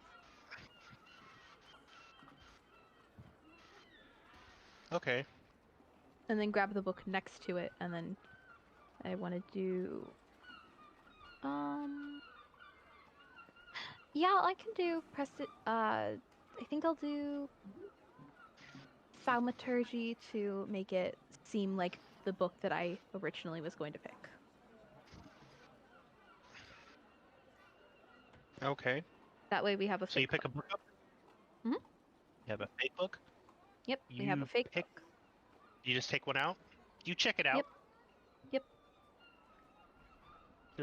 She's like, would you like this book? You notice that the book is a children's book, Tales of Barovia and their deities. God fucking damn it.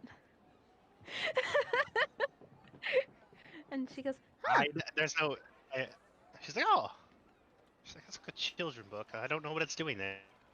It's not supposed to be there. It should be in the children's section. She kind of like starts to like... Looks like she's categorizing everything in her head like fast. She's like reciting every like alphabet number, the number, CR code. She's extremely smart, and she's like, wonder if I put it in the wrong place. I never mess up about the way I organize these books. Oh, I think I'll be changing it anyways. Maybe slip of the mind. It's okay though. Yeah, I'd like to check this one out. And then Like, I have that book. I need to put it back to the right place. but I want to check it out. Oh, okay. I thought you were gonna put it back. Oh, so no, she's like, I'd okay, like you to can check check it it out if you like. Yes, of course. And as soon as Sione's checked it out, I'm going. You have a library card? Don't know what that is. And like Sione's just gonna look to everybody else and goes, "What's a library card?" What's a card? It's card, but it's probably a piece of parchment with your name, your address in the city and whatnot, or just average in general. And Sione's just gonna quickly rustle around in her bag before pulling out a piece of parchment, a quill, and writing down in very elegant cursive, Sionia Le Solenne, place of residence, Feywilds, and just hold it up. Does this count? Like, no, but you could fill out one of these paper. She hands you a nice piece of like thick parchment that says name, address, when the book is due. Ooh, I don't have an address. You can say realm, whatever, but it's basically very. Yeah, I'm just gonna go sit, like, flutter by a table and just start writing everything down. Okay. Anything else you guys want to do? You guys want to explore the library? Do you have any spell books? She's like, we have many tomes, but those are all in the restricted section because they're just merely collections. Hmm. They're there for scholars or high up wizards or something to reference. But other than that, they're not. Those are not. You need a special membership for that, and those are not meant for the public because they're just a rare collection of books. Okay. Which section was this book located?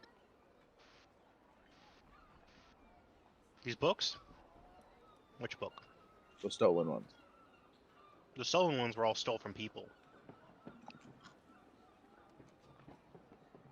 The biggest one that ones belong to the wizard is Allegory Wizard, who maintains a small shop in Scholar Square.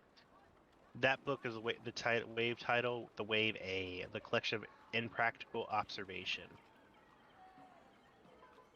And that was stolen from a person. Library books that got stolen that were like people were had taken them out from the library and then they were stolen from One's owned by the library. The others are just simple people's collections that live in Scholar Square. Because Scholar Square is like its own little village and city and village inside of the city. It's its own area. You could consider it its own guild if you want, but no, it's very. It's people that are just. Go ahead. I do ask for descriptions of what the books look like their covers and all that. So we know exactly what we're looking for, or if I see something that looks like it. Let's see real fast. Sorry, what was that? I'm just looking at the information of the books, essentially.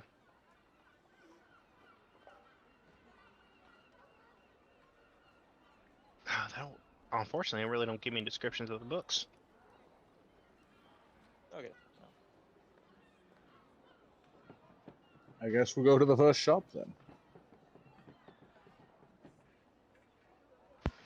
Sure. Why not? We're bound to hit one of them. Alrighty. She's like, are you done? I must get back. I really need to get back to work. She kind of like, as she like kind of like stirs away, she trips again, lands on her face, and she gets back up. She's like, I gotta stop doing that. I might need to get my dress hemmed.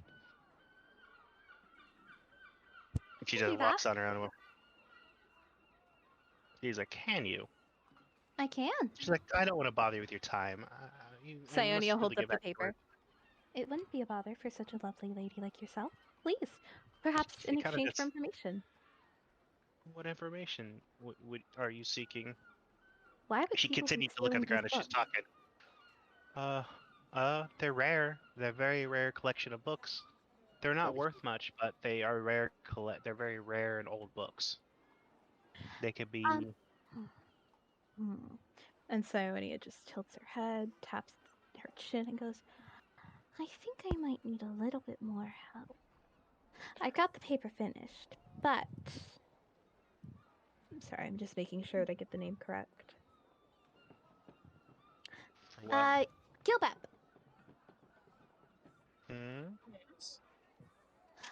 You're skilled in magic, yes? I've many skills. And you're very good at playing, well, I think, jokes? Can you do jokes? Pretty good with it. So, if our wonderful librarian friend here, Kasra, gives a good description of a more rare book, can you and I disguise this children's book to look like it? That's very easy for me. We You create a could. fake and lure out the culprit. It would take both of you guys to do it, though. Whenever you get the chance. I like where this plan is going. It would be a wonderful game. I see you have strong legs and a strong brain. Oh, I wasn't using my legs. I was using my wings. You know and I know that chair was fake. Yes, I know. That's why I'm saying I was using my wings to sit. Like, they kept me flying. That's not the first fake chair I've ever sat in. Won't be the last. Gilbep, I think you might need to see a little better. I'm only like 2.5 feet tall. So you guys have 3 people to talk to. Which let's one do you suggest want to go to first? You I guys probably suggest been the wizard here. before the door closes. That's true. We could probably visit the dude's house later, then we could visit the store. Yeah. You guys definitely do need a rest since it is about 9 p.m. Well, maybe we should do this tomorrow. Can you give a brief description, Casra? Of like a really famous book that you might have that's pretty rare? She's like, there's lots of rare books in the library. Pick your favorite. She kind of looks around. She kind of like looks. She kind of like climbs up on a little she While pulls the she's ladder looking aside. away- And she While she's looking away, Okay. I'm going to talk to Gilpep. Is it just me, or Okay. does she seem off, like she's hiding something? What, the winged demon or the librarian? The librarian. Not a demon. She seems evasive. You a demon. She seems like she's not telling the full truth. You could go ahead. He's definitely a ship.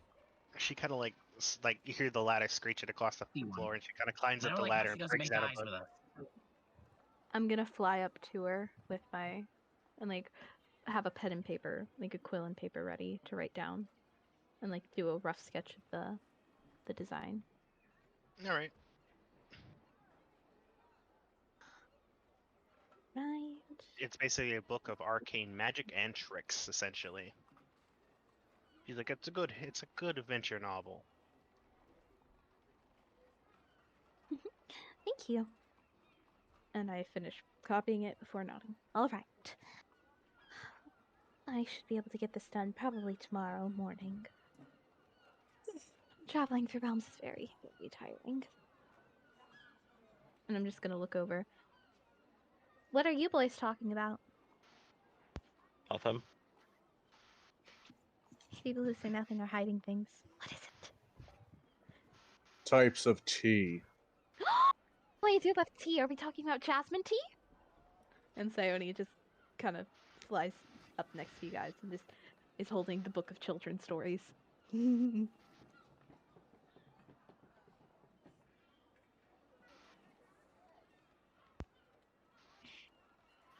Yes, this tea is delicious. I'm gonna use minor illusion to make it look like I have a cup of tea. It's so good.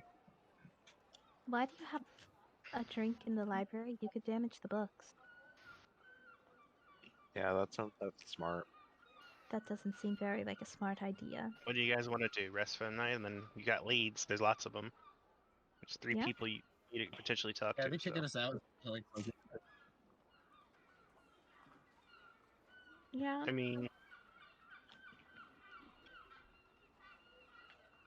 she's like, she says the library's closing in 15 minutes. We have lodgings in this city. We have not procured them. Would we say we had procured them before? Or I do we mean, still... There is an inn. There's several inns. I suggest that Bitterblade Inn looked pretty decent from what I saw. That it did. When we passed it. Sounds like a plan. Lead the way. I'll keep my book ready. Rovio. What a dreary, dreadful place it sounds like. As long Definitely as you wouldn't have want to go something to there. do. This one has I pictures. absolutely got. Yeah, that's what I was about to ask. Never mind. It has so many pictures. Who's this Strahd fellow? He's very handsome. Oh, he's genocidal maniac. Oh. Yeah, not the first It's time. just a children's book about Barovia deities, so it's basically what I got the. Yeah, I was gonna say. I'm a Soth fan.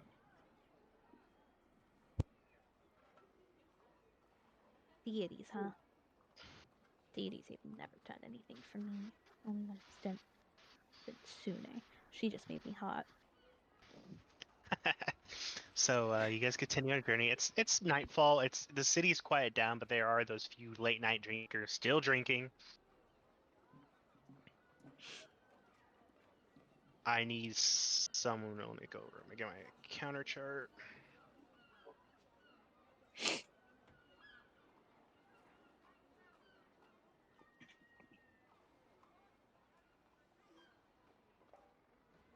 Give me a minute. Sorry, I'm pulling up something.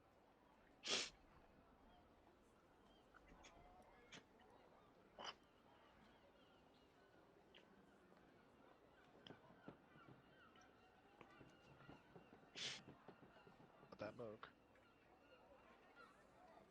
So how's everybody? Are you having fun so far, guys? As I'm looking for this thing. Yeah, it's fine.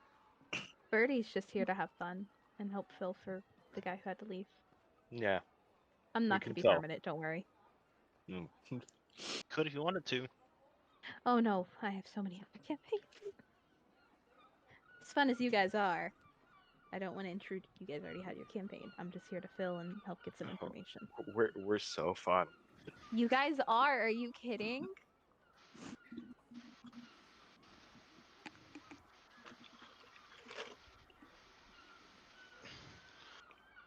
So as you guys walk, I need you guys to roll a perception check.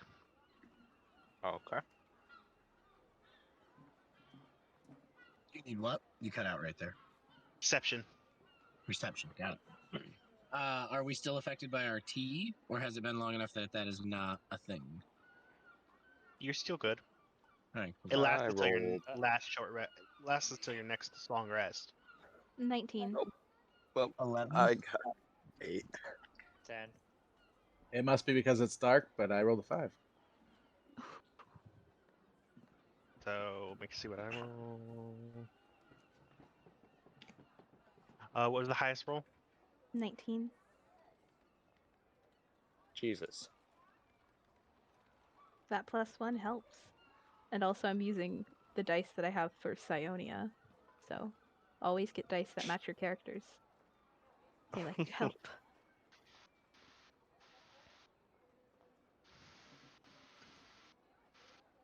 I think my dice know I'm cheating on them with multiple characters. You feel someone tugging on the coin purse that you guys were given. Oh, I'm just gonna grab him with my tail. And Whoever rolled the 19, that's the one that feels it. It's the. Oh, that's me. Okay, so you see this cloaked figure trying to look like they're trying to steal your coin. Oh, I'm just gonna grab them and like pull their face close and go, my, so handsy. You know, if you wanted to feel, you could have just asked, but I do cost a lot. And I'm gonna like try and sweep them off their feet with my tail. Go ahead. As you do this, the guy falls to the ground, but you hear rustling in the sloshing against water in the valley, and you see you guys are now surrounded by 5 thugs. I thought this was You aren't PG. around. You're not around. Huh?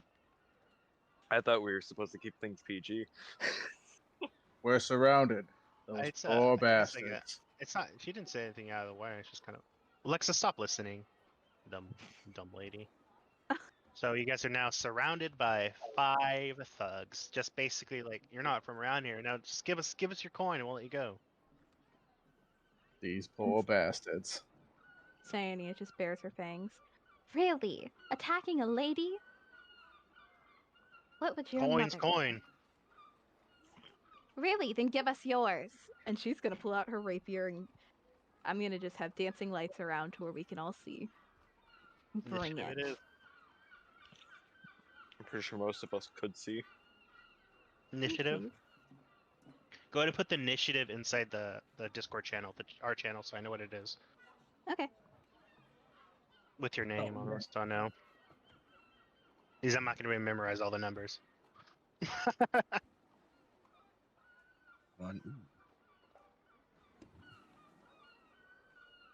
Sioni's been Man, craving fights. the rolls are not with me today. Jesus. All right, Sionia's dice, you're going away. I need to grab my offset. You are not being fair to anybody else. I'll be right back. D&D Gonna Beyond do it. hates level 1 characters. D&D Beyond just hates me Seriously. whenever I roll. We'll go ahead and go to the. I'm going to switch the map out real fast. Which is funny, We'll because just go. We'll just I've go with only the ever stone. got on Beyond. I've only ever had good rolls once I get a stat up to 20, and it's not even just with those stat. Like, I'd have a charisma at 20, and my wisdom rolls would be still good. I Like, love having high charisma. Put you guys' character sheet. Put your guys' token on the board, please. Those that don't have one on there, the D&D Beyond board. Me and Albert. Yeah, Albert. Yeah. Jesus. Do I have to like refresh? I don't Albert believe I for have a this link one? to that. It's in the chat, so it's in the Discord channels. So, you guys are up here. I can move you guys. This goes. You guys are surrounded, so there's that. The guys that fell over. Oh, no.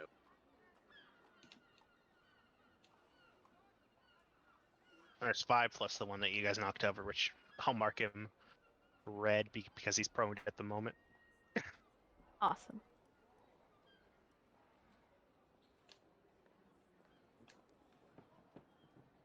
Did you not find the link? Huh? Yeah, No, I'm no, I finding it have the now. link, but I don't think The I owlbear? ever added it. I don't think I ever added in my token. Okay, you could just use one of the tokens that given to you then. It's all right. Okay. Yeah. Inside there's a couple of tokens. You can use.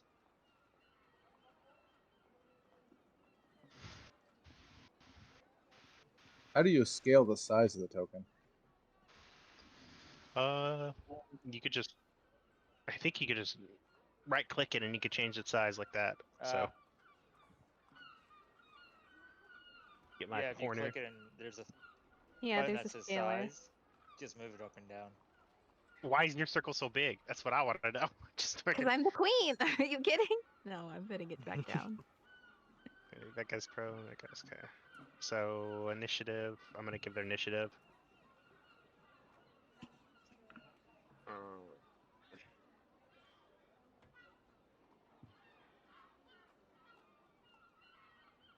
18. 16. Well, I got mine in, but I was able to get it in.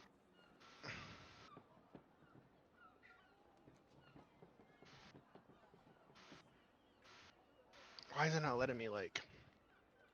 I'm just trying to put initiative on these guys, but it's not letting me label them anymore. Here, my God.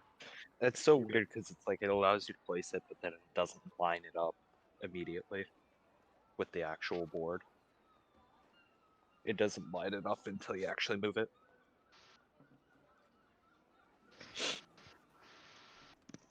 Yeah, this is my first time using this, so I don't actually really know. Okay.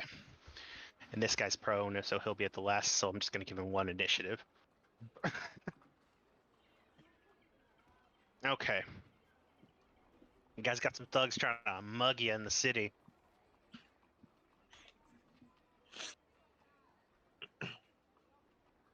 And we are like in the bar, in the tavern. Or Oh we no, are No, we're we're by the out river. street. right. You guys are in the city. You're center of the city, kind of walking back from the library. Have you got to as you got to the shady part of town, like not shady, but not like the great people that are drinking still whatnot, the more party epicenter there. Down, there are slugs laying around. They've been following you guys for a little bit.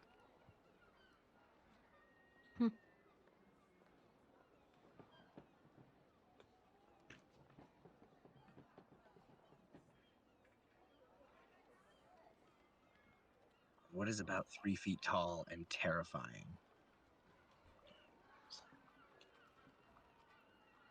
Okay. You guys' initiative is in the chat, right? Yeah, it should be. I got 3. Okay, I got 18, 10, 11, 20, and 6.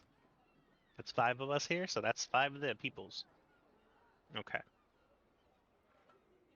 The one that rolled a 20 is going to go ahead and hit the gnome. Where's your gnome at over there? Is this guy? Don't make me angry. The wizards are already be bullied. What's your dex modifier, Bunny? So I know because you tied with a few of the other ones that have 18, so that's why. My dex mod is a +2. I have a 14 dex. Okay. You did higher than they have +1. Okay. Okay. So one's just gonna, give you the good old hit, That's how it is in this life. Okay. They're gonna actually go. Oh, they have multi-attack. That's nice. Oh no. Oh, no. Gilbert is down. I don't even need the rolls. Multi-attack the first hit. Does 8 hit? An 8 does not hit. Oh my goodness. Does a 19 hit? Oh, absolutely. Yeah. Yeah, that hit. Okay, so you're gonna go. They're This gonna is where take a. Gilbert shines. If you guys thought my role play was good, Oh my fucking 4 points of damage. Oh, thank God. But I- I am up still. Oh my god, you're at Okay. 2 HP. So this guy already left. So I'm gonna go ahead and do that. That guy hasn't went yet, but this guy has. He'll be red since he went already. The guy's prone. Okay, your guys' turn. The next person up. Actually, I think it's them. I think they all beat you. They beat me. Oh no, you're up.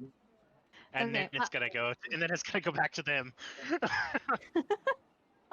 Which one looks like they're the leader? I mean, they look like just riffrats. They're like mixed ages. They just honestly, they smell of alcohol. So they maybe try and just get their fix. There's no leader right here. It just looks like there's a bunch of riffrats at the moment. But if you want to say leader, I would say probably the guy with the round 20. He looks well dressed and he looks like he got the best of any loot they find. So I would consider him the leader, I guess. Alright, I want to cast Charm Person on the leader, on that guy. So please make a wisdom saving throw. As bards do. God. That's a natural one. That is our 13. So he had to make a 13 higher. A 1. He's like, yeah.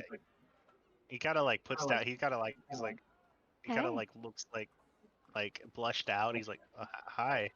He kind of like drops his weapon. Can you do me a big favor and get all your friends out of here? I'll give you a couple gold if you do. He's like, I won't listen to me, but I could try. Oh, if you wouldn't mind, that'd be so nice. God no, that's a 2 for him. Trying to like tell him to leave. Pretty girl go burr. No, He's bard just like, burr. Yeah. Say bard go burr. I mean, I can leave, and he kind of like he just leaves.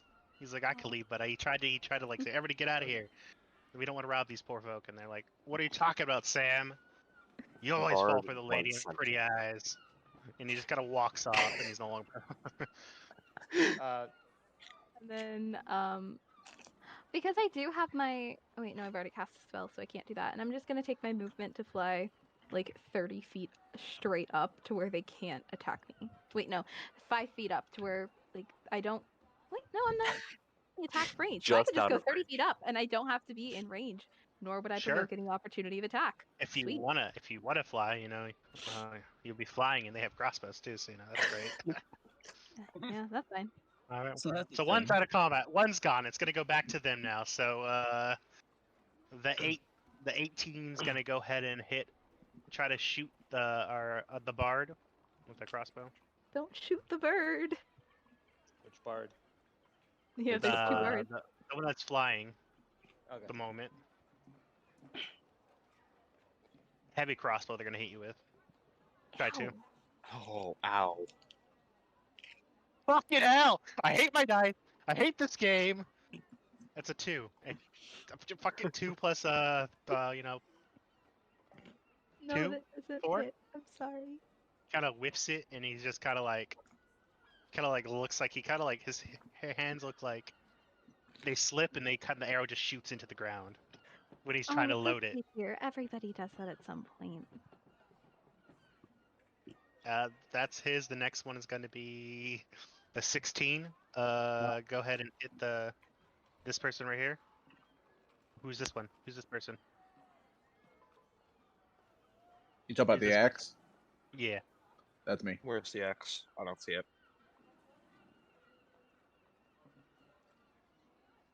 Okay, I'm gonna switch my dice. Give me my platinum dice right now. Oh, you're getting out the big dice. Ooh, that's a natural 20, buddy. You should have stuck with the other dice. So, natural 20, they're gonna multi-attack you. So the first one's gonna hit a d6. Roll the die. Who are they attacking? Oh my god. The one with the axe. Oh, okay. They critted on Yeah. you. I switched my Yeah, 'cause- dice, and I'm like, but you're gonna be all right, Matt. It's only gonna be 5 points of damage, doubled. That's their first attack. Because I can't roll good dice at all right now. I guess just a hit. Gotta love those And crits. they're gonna go ahead and do their other multi-attack. They're gonna try to hit again. 17. Does that hit? Going on? Yeah. Owlbear does not want to work with me. That's gonna be 5 points of damage on the second hit. So you took I'm 10 damage unconscious. total. Oh god. Oh my god. Sorry. I'm You sorry. did 15 and 2 attack. I didn't do 15. I only did like You said the first one was 10, 5 doubled. No, 5 was the double damage. Oh, okay. So then 10 in total? Alright, I'm sorry. Yeah. That's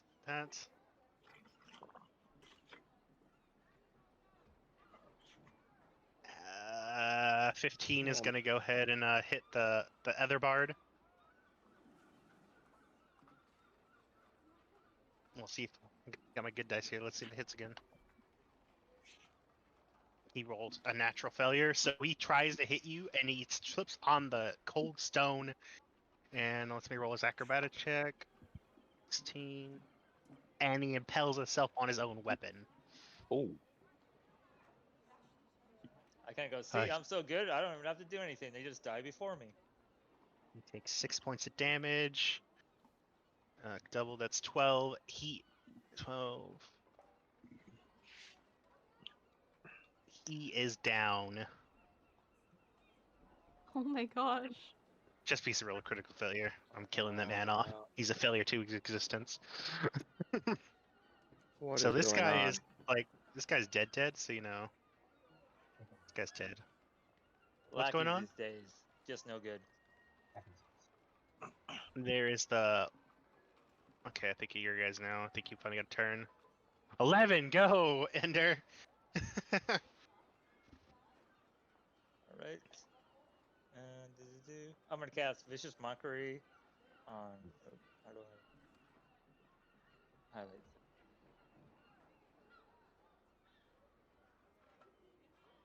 Huh? This guy.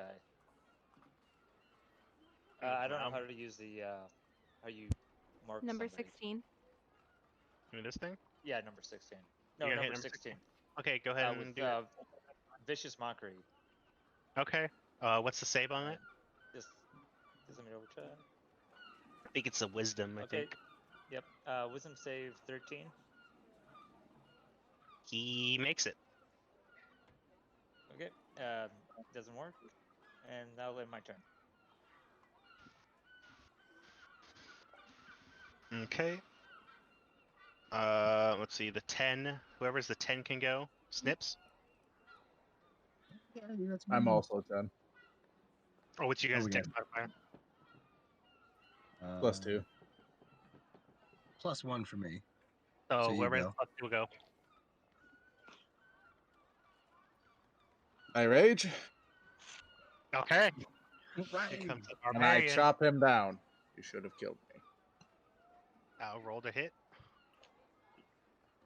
We got one unconscious person, so there's that too, whoever that may be. Oh, If so they I still didn't live. realize he was unconscious. I set him up. Okay. Hits.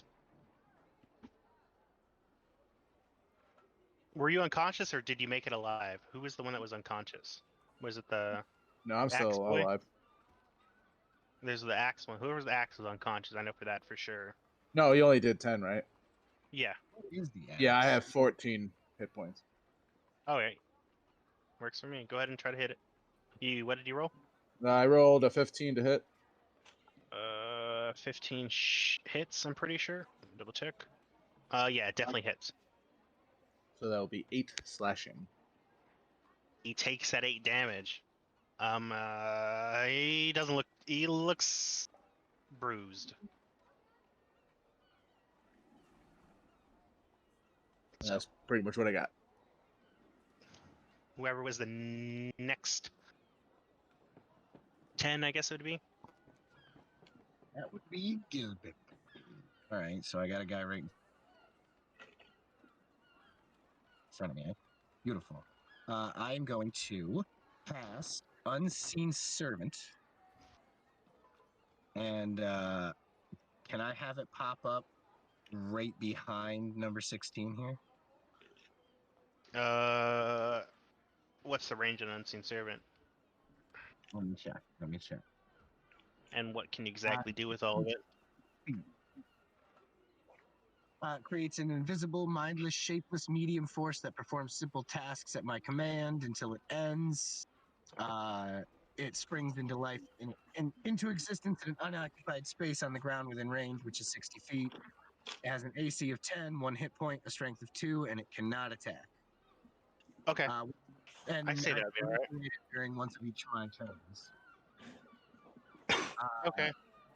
So as my bonus action, I would like to have him like get behind this guy's legs on his hands and knees, and can I try to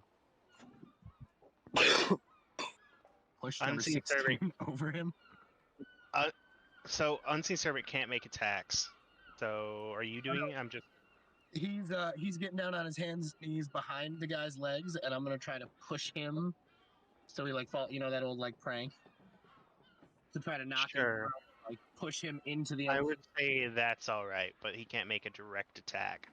But it was a bonus action to move it, so you cast your action to cast the spell, right? And bonus action to set it up. Yeah, so that'll have to be a next turn, I guess, right? Yeah. Yes.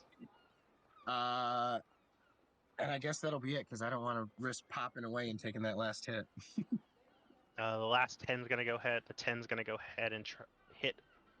Gonna shoot the lovely flying bard with a heavy crossbow. You in there, Bunny? Yeah, I'm here. No, okay. I didn't know I'm if you just were muted 18 for or when not. it. Oh no, I'm just keep whenever it's somebody else's turn, I try to keep muted. Oh, are you gonna hurt me? Yeah, 19's gonna hit.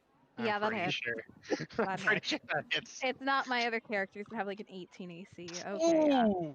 Just hurt me. Max damage. How many? That's gonna be 1d10, so that's 10 damage. Yeah, Bunny, she's down. That's down. That's more than her entire hit points. Oh my god, you got baby hit points? I have 9. We're level 1. We're level 1. These thugs I reduced health too, so they're like not even. We're level 1. I'm just. They're like have like no health. Again, level We're 1. level 1. It's all right. You guys will be all right. So there's the things, but there looks like. Do I need to make my death save as I just the prone plummet guy. to I the don't know what ground? he's doing there. The prone guy is just gonna start trying to crawl away. He stays the guy by himself. Do I just plummet to the ground? Yeah, I would say so. How far were you flying up? I was like 10 feet. 1d6. I'm already like having to make death Well, saves. you fall and you take 1 point of damage, so that's a failed save. Oh my god. You want me to just roll my other death saves just to get that out of the way? No, I'll You're help gonna you with kill the filler character? that. No, oh never. I'm done. Bullshit! Your guys' turn. Those that are up. If you kill people, just start doing it.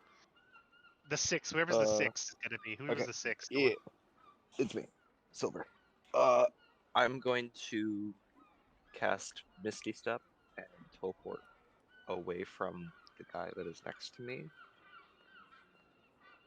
I am going to teleport. Right. I'm going to teleport right here. Okay, you're gonna run away. Run no, away. I'm just moving further away. I think it can be casted that way. A line spell would be able to affect those two guys lined up right there, right? Yes. Yes. Okay. Yeah, I'm gonna cast Tasha's Caustic Brew. How long's the line though? It is a 30-foot line. Yeah, you're good. It would hit him. Go ahead. It's a dex save, 13. Oh, God. 5.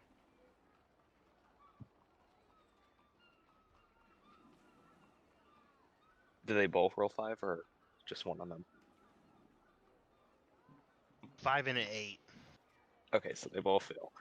That is going to be 2d4s for both of them. Okay. Of acid damage. Roll it. It doesn't show me what I actually roll, which is super annoying. Your hit. It's just your D4. That's what damage it does, right? And that was your. Yeah. You just have it. Yeah. So. That is 3 damage to one of them, and It's a line, so it's hitting both damage. Yeah, it's hitting both of them. So it would be whatever your damage is to both of them. Since No, they're in the range. they take separate damages. I'm pretty sure. I don't know. I'd say since they're both lined up like that, they would both be taking the same damage. They both failed their save. Okay. And one guy's prone, so Okay, that guy's Kuda is gonna get. He's still prone, crawling away. He failed Okay, to well, like 6 damage. 6 more damage. So he's good. This guy's dead. He's Kuda Rod. You burn it. Like describe how you're gonna how this man dies. This the guy that's prone. I basically shoot a giant stream of acid straight into both of their faces, and you know what? That's a bit too much. I think that's a little too gruesome. Do it. You killed a man. Oh my god! Oh my god! I'm trying to think of the best description for that. If not, he's just gonna get acidified and he's just gonna dissolve. Yeah, he's just gonna kind of get acid sprayed in his face. All right, this man's a dead man.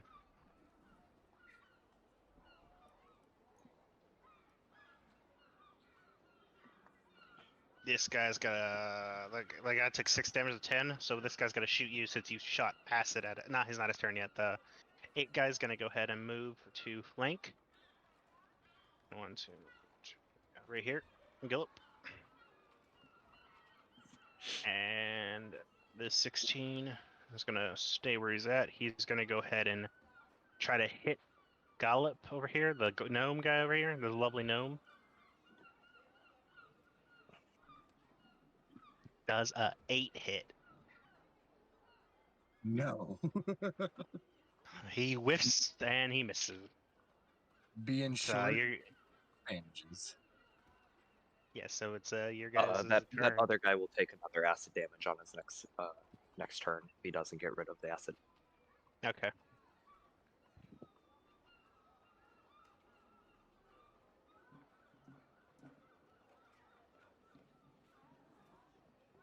Alrighty then.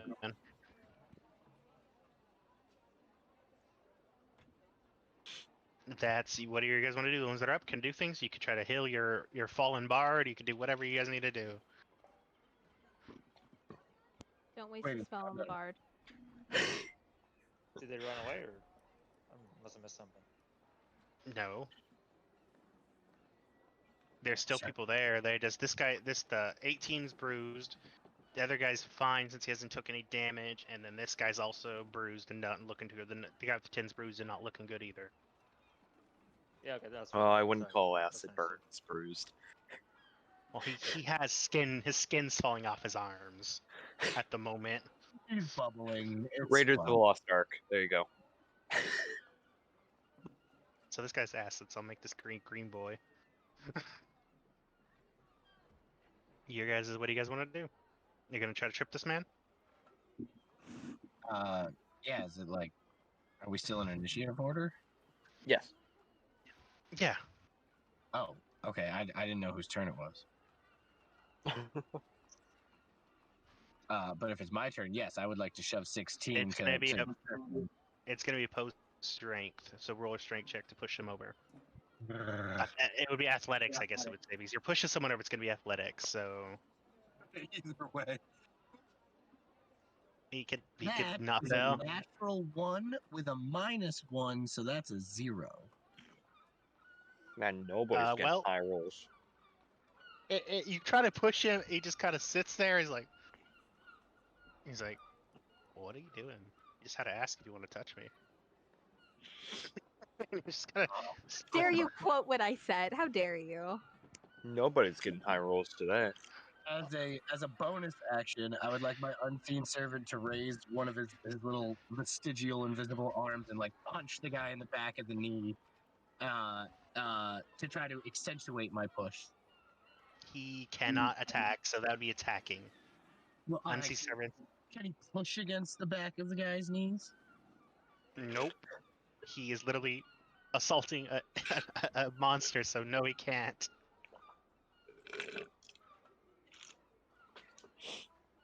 Then, as my bonus action, I would like to stomp my foot and cross my arms. Do it. Do it. You do it. You have a pouting gnome now. Didn't work the way you wanted That's what to. I got for bonus action.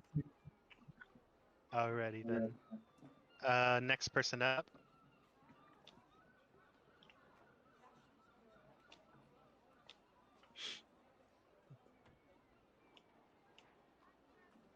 Who's the next person up? Oh, me? Oh. Mhm. Or, oh, yeah, Dagan. Is Dagan here? Or did, oh, no, he went. Yeah, was it my turn, or there you go? Are you still I don't know. unconscious? Dagan, I think it would be maybe. Yeah. Okay, go ahead. What are you gonna do, this man? I think is Dagan still unconscious or he's good? I don't know which one of you guys are unconscious. It was Dagan that's unconscious. No, the bard. The Dagan's also unconscious. He's still good then? You're good. Okay, Yeah, do don't waste a spell on the bard. Don't waste a spell on the bard. You could make your death save though. Yeah, I would like to start making my death saves. Make your death save. I totally forgot. Sorry. No, it's fine. Make your death save. Make your death save. Go for it. I had to grab Sionia's dice again. How dare you? What? It's a 19. For my death You saves, I always save! use character dice. You A save! save! You go to. I'm gonna say you're at 1. It's a good roll. 19. Yeah, I'm just gonna be like. You're at 1 HP and laid on the ground. Ah! Knock me out! Why now don't it's you? Don't Dagon's kill turn. me! So did I see him just trying to like push that guy over? Yes, you do. You did. This is how you do it, and I kicked the guy in the chest. Athletics. Opposed athletics. Go for it.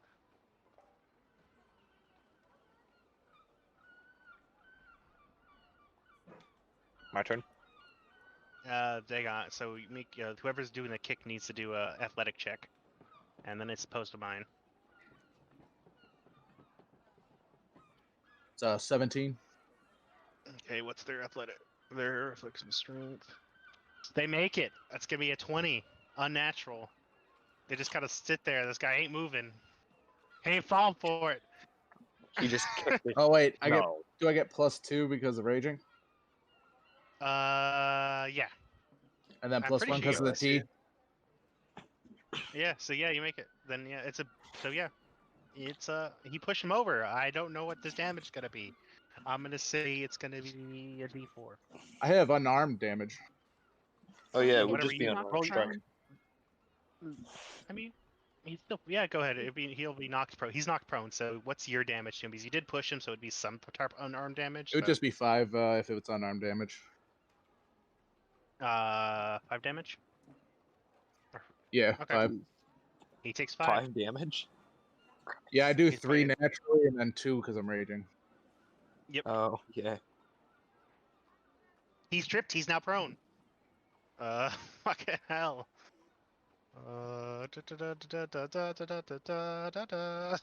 He's a prone. He's. Oh God, what is that? I don't want that. I did press something, so like. He's prone. My turn. It would be, yeah, I'm pretty sure.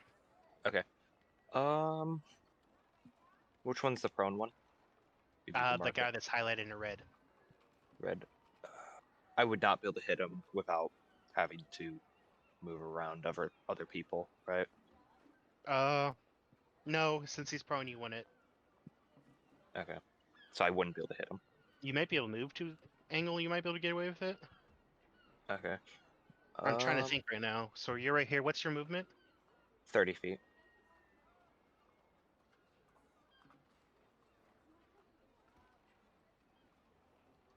Actually, if you go from here, you can. If I go where? Where you see my line? Where no. You don't. It's gonna be 20. Yeah, it's not loading for me. It's being weird. I can move your token. Okay. Oh, there we go. Your line popped up. I see it. See, that's 25 feet. Okay. Yeah, and then I'm going to cast magic missile on the prone target. Okay. It's gonna be a natural. It's gonna crit naturally. So go ahead and roll your damage. Double it. Just I'm take your not going max to target. damage I'm not roll. going to target. I'm not going to target all the beams at the same person. Okay, select targets for either one. Yeah, I'm gonna send one of the beams at him, and then I'm gonna send the other 2 at the So you're green gonna target. send one at 10. I'm gonna send 2. I'm gonna send 2 at 10, and I'm gonna send 1 at 16. So you're gonna have to roll to hit on the guy that's 10. Magic missile is not an attack roll. Oh yeah, magic missile just hits naturally. I forgot about that. So yeah, so just go ahead and take your the max damage from the die. So yeah, he's gonna take 5 damage. The guy that's prone. And then double it. Oh, so he takes 10 damage. And then the other guy is going to take. The other guy would just be normal damage, so this guy's dead. Yeah, he would take 1. He takes 6 damage. He is also has dead. his other turn. Oh, he's dead. You just have the 18 guy left, which he's already bruised and not looking good. So.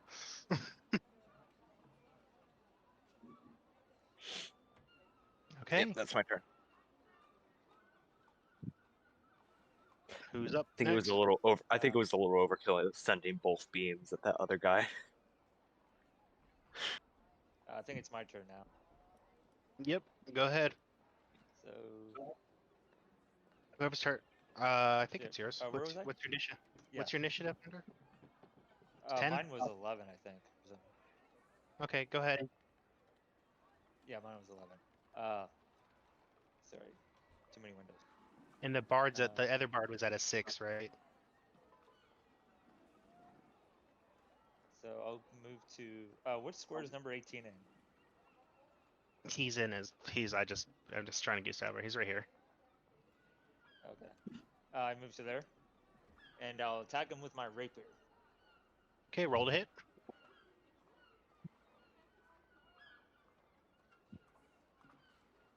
I assume a 10 misses.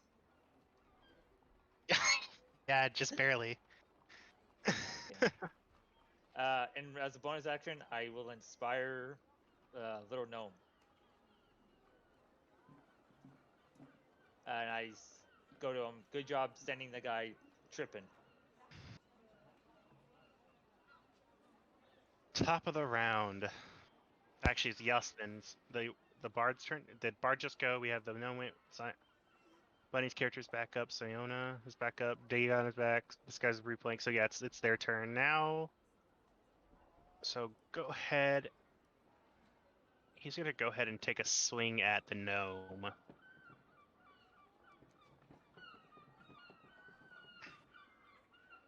Does a 17 hit?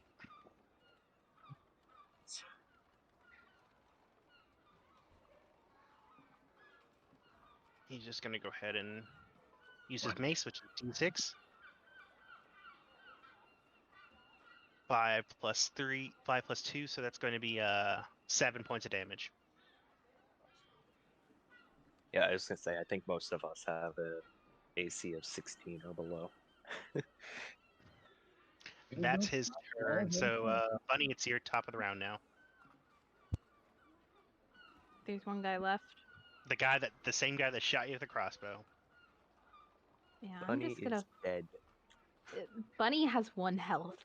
Bunny is just gonna fly straight at him, and I'm just gonna stab him with my rapier. Okay, roll to hit. Completely misses. I could completely miss. Don't put that juju on me. You get shot by crossbow again. Impale myself. An 18. It hits. So do it. Roll your damage. Attack barge. Listen, I've played Sionia before, and the only way that she could actually do damage until she got better spells was by using a rapier, and she had the highest kill count in the game that I used her in. She was literally lethal because she wasn't in places that she could charm. That is max damage. So that's gonna be 10. Describe to me how you murder this man. So Sionia just gets up. She's clutching her throat, and she just rips out this arrow, and she goes, "That's fucking cheap. I've been called Birdie before. Didn't mean you take it literally." Pulls out the very pretty fey-like rapier, and just wings spread out, and she just charges straight at him, and just stabs him straight through the skull. Sword up, blood dripping down, and she goes, "Huh. Guess you weren't on your guard." And just I'm gonna give her a round of applause. walks him down. And then she's just gonna He's fall and go, "Ah!" And he dies. Yeah, she just falls and Da, goes, da, da, da, da. "My You survived. When the filler character helps the main characters. Listen, that's how I like to be. I like to help. And she just falls down and goes, "My ribs." Ow. I will cast Cure Wounds on her. No. I could sleep. Don't waste a spell. Well, if we sleep, then I wouldn't be wasting the spell. Yeah, we're gonna go to sleep, right? Let's go. And she Your gets funeral. up. Not my first time that I've been to one. She'll get up and go kick Dagon and go, "Are you okay?" That one hurt. Yeah, you're not the one who almost died. And she'll just offer a hand. Very small hand. I'm 5'1". So you guys, after roughed up, it's about midnight now. Put the map back up.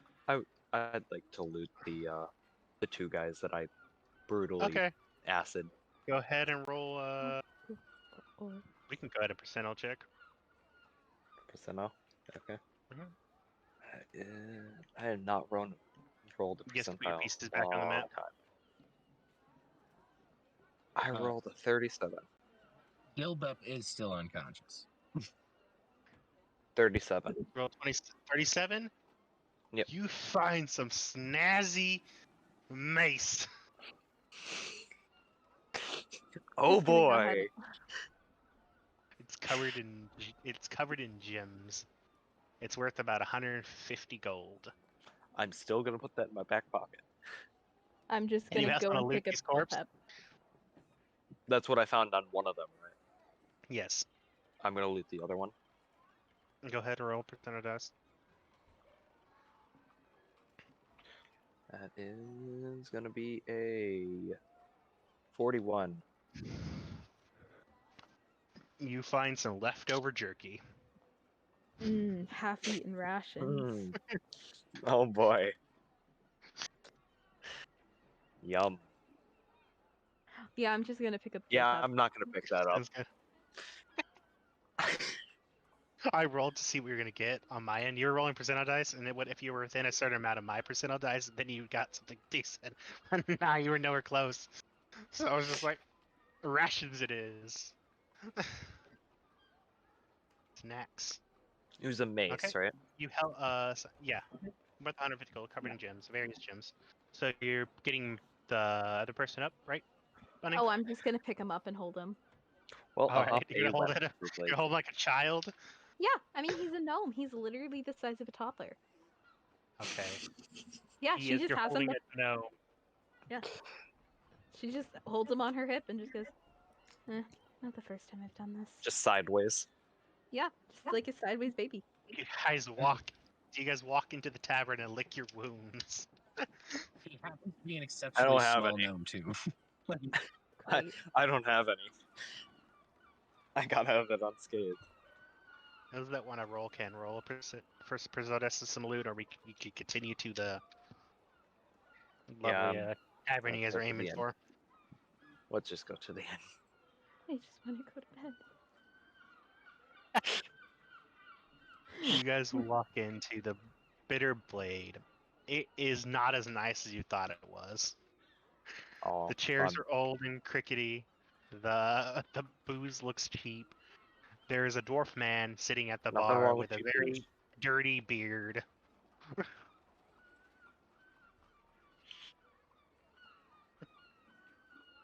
So, do you guys approach the dirty dirty Oh, dwarf with Sionia the beard? Sionia walks over. She looks like hell and she goes, how much for a room or two? 1 copper. Jesus. If I give you a gold, will you give us hot food and drink for the night and tomorrow? We're all out of hot food, but I got some hot drinks. Anybody want drinks? Sure. I'll And pick one. Sionia The gives missus her. is out. The missus is getting breakfast in the morning. As long You as it guys can tastes stay good. for breakfast if you guys want. But all for hot food and hot drinks, all I got today is this hot beer. Sionia puts a gold down and says, It was cold earlier today, but it's not cold anymore. Sionia just puts down the gold piece and goes, a room for everybody, and then food and drinks for everybody if you've got anything. I got some bread. I would take all your bread, please. Like her tail is swishing Kind of happily. like he like reaches inside his satchel and it's a loaf of bread. I got this from the bakery this morning. I forgot about it. It still should be good. It just kind of tosses your way. And the Sionia is just like, can I use my tail to catch it because I'm holding a gnome? Yes. You I'll can try roll to a dex catch it. check. Acrobatics. Acrobatics. Dex. Go ahead and roll. Go ahead and roll dex save. Go ahead and roll your dex check and see what happens. If the bread That is hits a the ground or 21. not. You Talk get right it. into You're your not gonna let character. this. You're not gonna let this. You're not gonna let this bread hit the floor. You're destined That is to have her this guilty bread. pleasure. She loves bread. Sionia So you guys loves have a loaf of bread to split between yourself, and you guys got warm ale. I'm gonna grab the You know ale I have and I'm gonna head to the room. Oh, she got room for everybody. I'm heading to my room. Okay. I'm grabbing the ale and I'm walking away.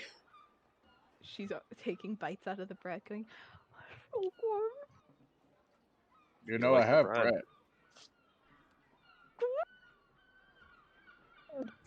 You do? He is devouring this bread. Oh my god. Yeah, I eat it with this, and I pull out a big iron pot full of, I don't know if you guys know I what swear garum she's is. actually eating something. Wait, what? I swear you're actually eating something. No, I'm not. Completely clean. I just go, It is very fluffy and light bread. It's very almost soft as a pillow cushion. It's so good. Oh my goodness. Like, have you guys even have a bite? How So big of a bite good. do you take of this bread? Do you Oh, slice it or No, I Sionia. think she did you shoved it take the down. whole bite of bread or did you She- share? Like, bread, she just goes, I think she just took the entire loaf and shoved it in there's her. there's a hint became an spice inside the anaconda. bread. There's She like a became- hint like spice of chili flakes and peppers she's in this a bread. tiefling. She loves spicy. She goes, So she just ate the whole bread, guys. You guys ain't getting no dinner tonight. she asked for bread for herself. If anybody else wants food, she paid for it, but this bread is hers. She earned it. This bread is mine, and no one else has it. Everybody else has So rations. She gets spicy bread. So you guys head to your head for the night. Do you guys want to do anything? It's almost midnight, so you guys gotta you could like sit up for an hour just to chill, take a break, or just go straight to bed. It's totally up to you guys. But she passes out. I go straight Like to bed. she takes her 3 glasses of ale, chugs them, and then goes to bed. Yeah, I'm just gonna go to bed.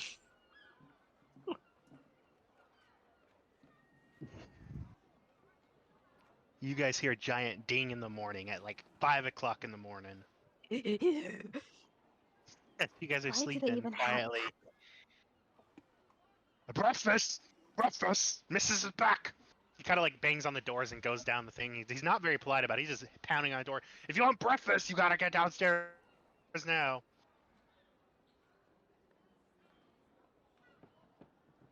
Ionia just she just flies down in a silk robe because she just threw on her nightgown and she said, "Food."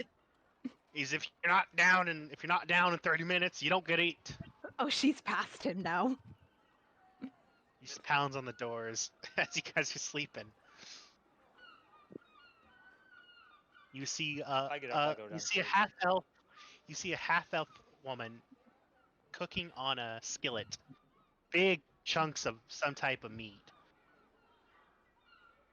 And like big slabs of meat, there's like eggs, and there's even a biscuits. And it smells like, and you smell this hint of coffee. Very strong and aromatic coffee. It has almost a bourbon smell to it also.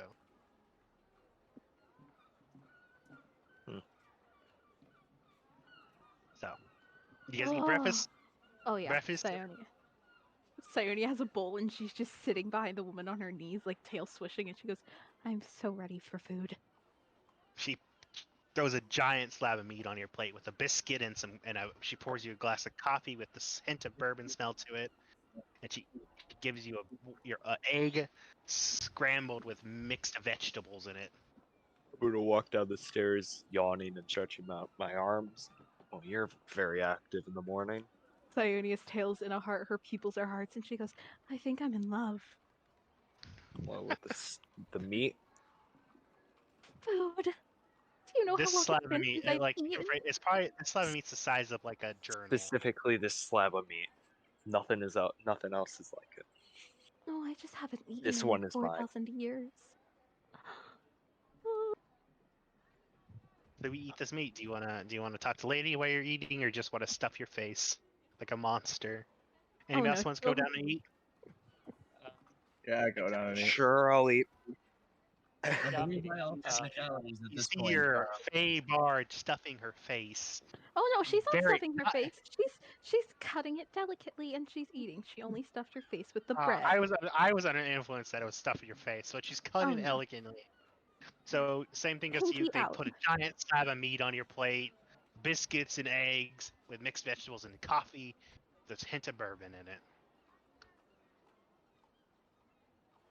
It's a Dwarven special coffee. The dwarf you've seen last night come in is like, that's a Dwarven special brew of coffee.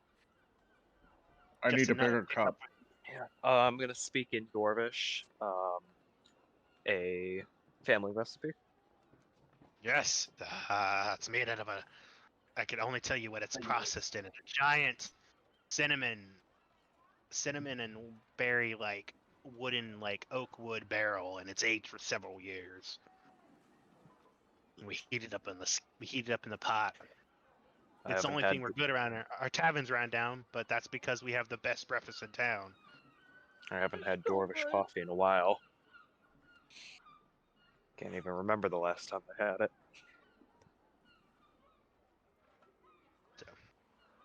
You guys all get the same slab of meat, some bourbon coffee, some big ass slab of meat, some eggs, and some biscuits. It's a damn good breakfast in the morning. Damn. And it's 5 o'clock in the morning, so.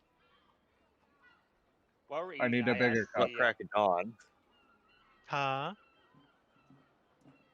I was gonna say, while we were eating, I asked the barkeep if we can get information on where Martin Foss lives and Egg and Lamar.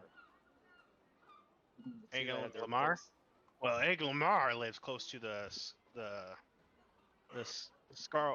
Paul Plaza in the Scholar Square, and then of course the Fossis, he lives I forget the thing, but yeah, the early government lives in the Scholar Square. I'm trying to get the thing. Give me a minute.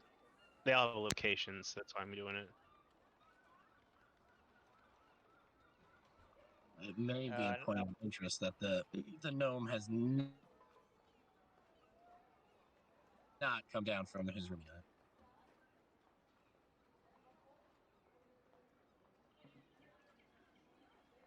For Mark and Fo. He runs a small practice yard, not too far on the outskirts of town. He does lessons for a gold piece. He's a renowned adventurer. So.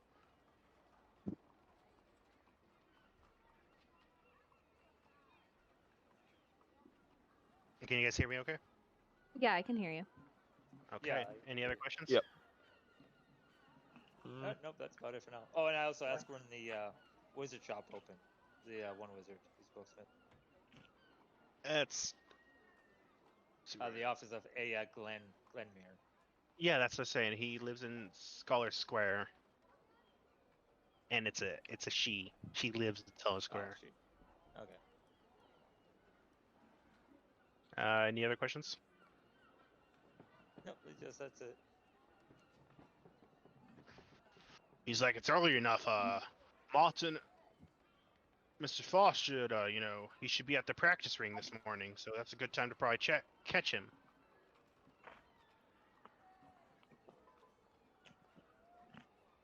Other than that, Scholar Square is closed until about 11 a.m.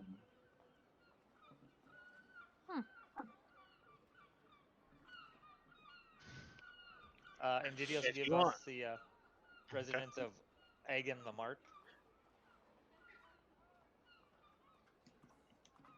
You're asking? The one who had the third book. Yeah, I'm asking about the guy, Egg and Lamarck, where he lives. He's like, I don't know much about that Egg and Lamarck. He's a noble, so I don't know him. I don't see him very often, just because we're so. The only way I know, I just know that he's a noble. Yeah, where she's at.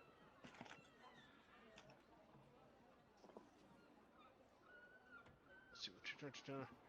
He's gonna be he's a noble quarter. He works a small dusty shop in the Pole Plaza. So he works a dusty little shop, but he's a noble. So those dusty little shop, he might be dusty, but well, it's not easy to get in there. So.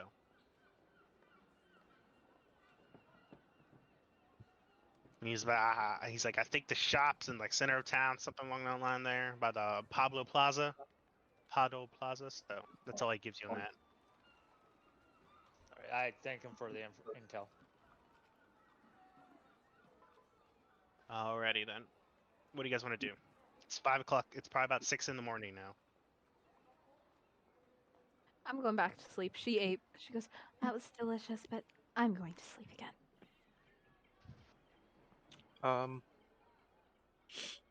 I'll stay downstairs and sit with the owners.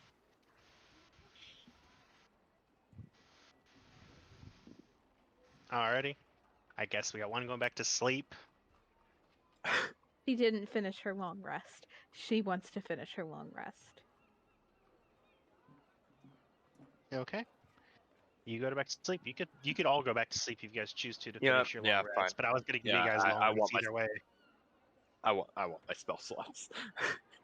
I was gonna give you guys a long rest either way, so you guys can go back to sleep and then go ahead and get your long rest. Okay. Well, yeah, I'm gonna head back upstairs. Oh Yeah, yeah, I'll we do did that get our too. long rest. So go back. We have about another 15, 20 minutes. I don't know what time did I have my scheduled for. I forgot what I said. 7 to 10? What was it? I forgot. I'm Yeah, just I trying to make sure. believe so.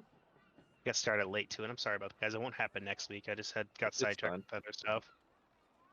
It's But fine. I deal with late DMs all the time.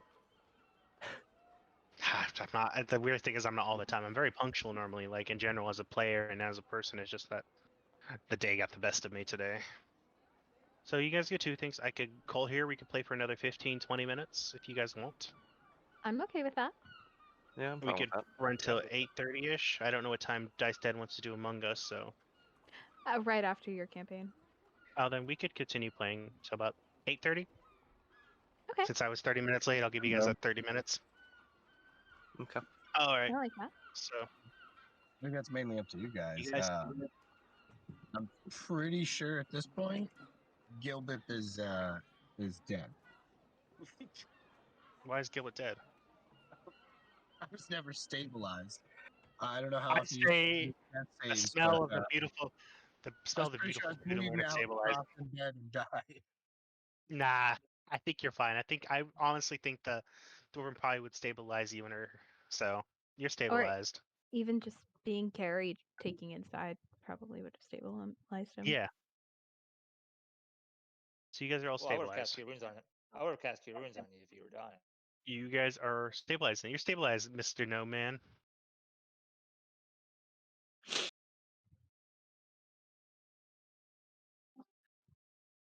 So we're all just sitting in our rooms.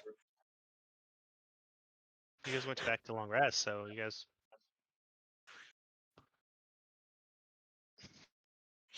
I mean, Sioni's just saying she's asleep.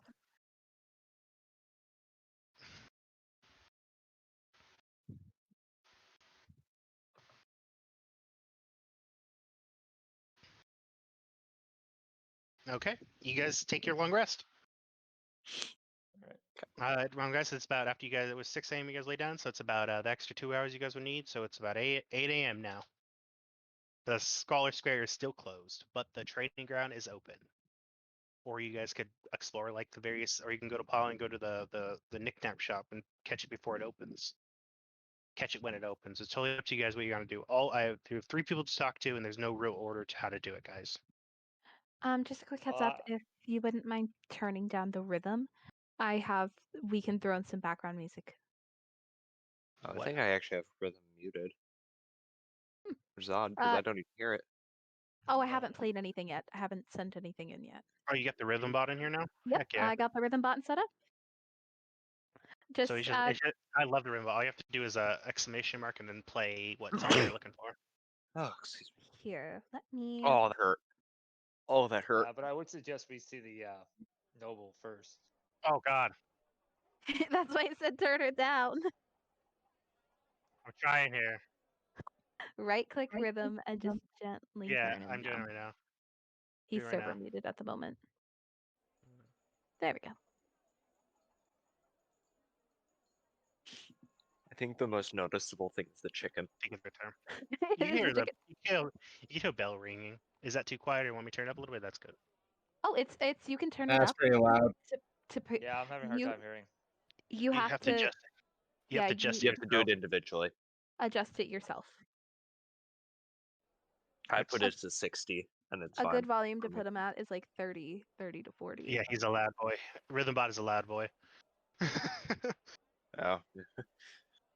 So, what do you guys want to do? You guys, all of you got 120 XP. Oh, thank you. Oh, the hell, you just have volume. You got XP for the fight. I completely forgot to put her at 112? 120. 120. I can't hear a damn thing. You gotta turn it down. I don't know how. I don't even know where it is.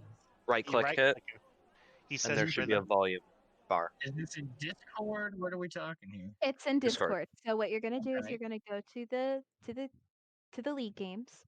You're gonna right click on rhythm, and you're gonna bring user volume down to around 30 to 40. That'll help. Whatever. Keep him quiet. He's currently muted, so just let me know when you guys are ready. Okay, that should be all right. Oh, perfect. Alrighty then, guys. So you guys are in the morning in the city, and honestly, it's surprising how surprisingly, it's like midday, so everybody's heading to work. So the city is very like people walking by. They're like it's constantly like it feels like a workflow. It's people are eating on the go and just trying to get to their jobs, whatever it may be. You see the little lady in the tea shop flip her sign to open, and people just flood in. Sionia waves to the woman. She's like, just waves back. Yes. Today she's wearing rose pearl earrings and a nice velvet red dress. Damn, I love her outfits. She hunched over. She has a little cane that has like her cane has like a picture of a raven on it. She has a little cane. She walks around. I didn't describe last time. So she just kind of walks in. She let people in. You see she's shouting orders at the people in the back, and they're like, it's just amazing how fast she's working. How old she is. So you guys continue to walk. There you guys walk past a few of the shops. Let me go to the shops again. You see the Cookburn, a grocery, a venturing gear, Mato weaponsmith, Ernest Livery, Jermore of the Malevolent. So different stores. Alright, you guys, where are you guys going? Are you guys going to the training grounds or? Ionia's just vibing with the people. I'd suggest the training grounds. Yeah, we could go to training grounds. Somebody mentioned something about XP that I missed. We got 120 XP. Is that cool? Wherever you guys want to go. Yeah, Ionia's just the filler, so she's letting you guys take whatever. Let's go to the training ground. Okay. You guys know he's a former adventurer himself. Martin shares a special kinship with Reno Oblade, a collect item that only belongs to famous rangers. Amongst his belongings is a collectible ranger memorial throughout the most collection monster library he keeps on a particular volume in his office, and 4 nights ago it was stolen. So that's just your information for that. So you see this, let me describe this man. Shouts and the clamor of steel on steel, and clearly audible even before the stouts the door to practice your art open. A middle-aged dwarf props one of the double doors open with a stump and an arm that best amputee just above the elbow. Inside, a wide practice yard is surrounded by covered walkways set with chairs and tables. A number of people of various stage exhausted rest in the shade. The dwarf frowns as he bids you enter. Come about that book, I suppose. Nice. This one is pretty much custom. Yeah, obviously it's not very professional, but yeah, I made this one. So, do you have any information? That's just the description. Okay.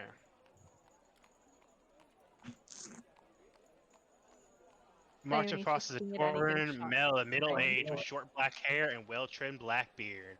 Well stricken with gray, he lost his arm decades ago to Owlbear. He is also a member of the Order of the Gauntlet, a faction devoted to striking down evil whenever it rears in head. He does not make the fact well known to any acquaintance, but by any character that has passive perception as well. What's your passive perception? I'm gonna give it to you guys anyway. I'm pretty sure you guys all have passive perception. Yep. Yeah, mine's a 12. I have a 10. Sioni's just looking at all the shiny things. Yeah, I got 13. So that up there, 11's fine. I'm gonna bring it down to 11. It's fine. You guys know this man, a small pendant with the symbol of a mailed hand clutching a sword, hanging for a peg near a weapon rack.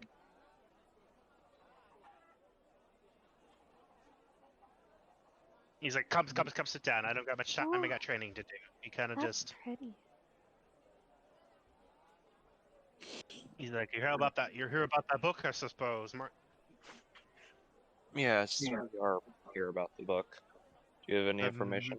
My precious book, Mamara, you would say. The book contains the personal memories of the Reno Blade, a personal hero to Martin Foss during his time in Flan. He has owned the book. He has owned the book nearly for decades. The book was the only thing that was stolen from his home. Most of the collection in archive and Manchester, but the stolen volume has special personal meaning to the retired Avenger. He wants nothing more for that than it to be found safely. Though he want to get his hope, he won't get his hopes up. The book was just seamlessly stored on a bookshelf, no lock, no trap. The book was rather small, perhaps a foot long and a half wide, and was bound in red letter with the black lettering on the spine.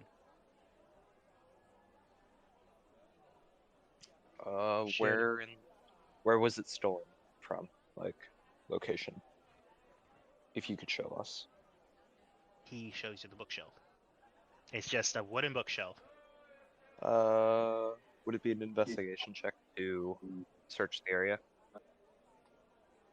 Or perception? Investigation. Investigation? Yeah. That is a 9. And the rolls hate me today. You see nothing. I'm just gonna investigate again. Investigate further. Okay. What other books are on this shelf? Like it's just various adventuring books, how to hold a sword.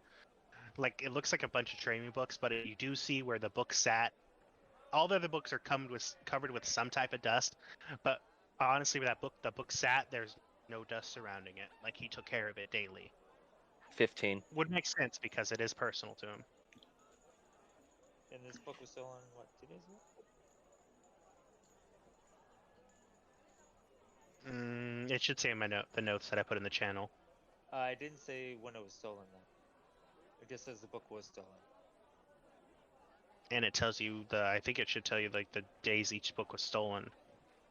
Like 2 days ago, 3 days ago. That's too fast. First book 6 days ago, which is the wizard book. The second book was stolen, belonged to a retired collector. Was person remembered with the third? Okay. Yeah, just the first book tells us 6 days, and the rest don't say. And 2 days. It was 2 days after, so 6 days, and the 2 days after the next book, 2 days after the other book. Okay. So, what's your roll? 15. Okay. Is the little gnome with us? Oh, sorry. What? I was asking if Gilbert was with us. Or... Okay, let's see what else. I'm trying to look for the notes you needed for you.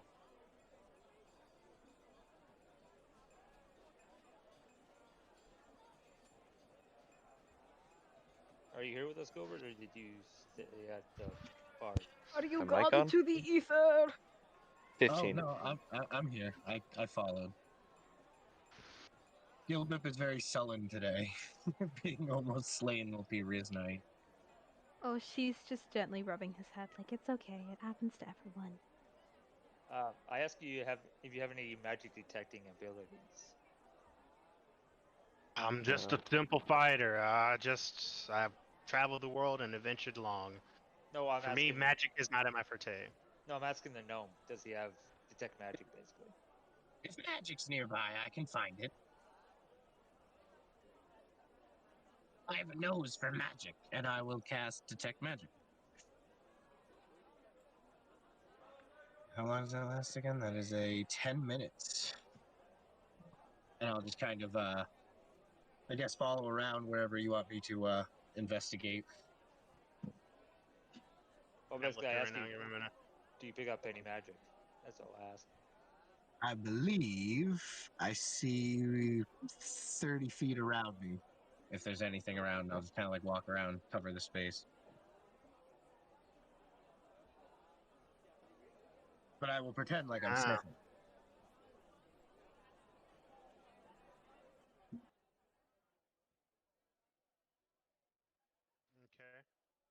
Everybody, Dice Dad here, just checking in with you, reminding you that after the stream tonight, we're going to be playing Among Us back in the Dice Dad Discord server. Also, want to say a thank you to Spooky Sparkle for following, and remind everyone that once we hit 75 followers, that I'm going to be giving out a set of dice on stream. I've already given out a couple sets, but our next goal is 75. So help us get to our goal of 75 subs, or followers, not subs. There's a difference on Twitch. And yeah, stay tuned after or come to our Twitch, come to our Discord after the stream if you want to get into an Among Us game with some of the people from tonight. But he does want to know. Oh, let me look around. It's weird. It really doesn't give us. Yeah, they do that sometimes in these adventures. I mean, eventually, I think you'll put the pieces together as you exbook. So, Probably. It seems like the book just kind of poops. There's no real. There might be some trace. It looks like dust rubbed off or whatnot. That does look like someone smudged it. But other than that, it looks like it was expertly done.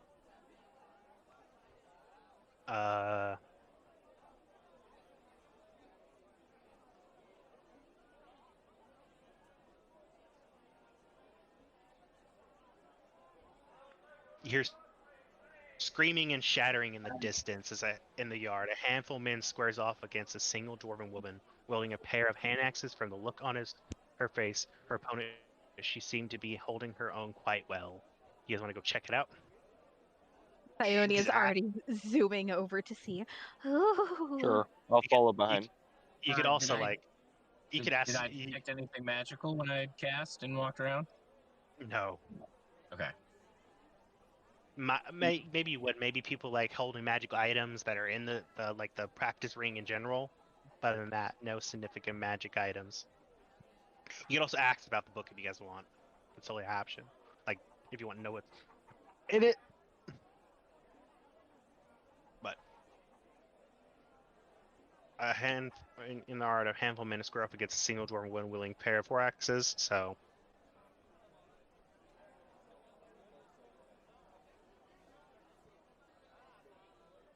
This is actually gonna be fun. This actually might be fun for you guys. So, throughout the party, Martin has been watching a young woman, which I just introduced. I forgot to read that part. I'm so sorry. These adventures are weird.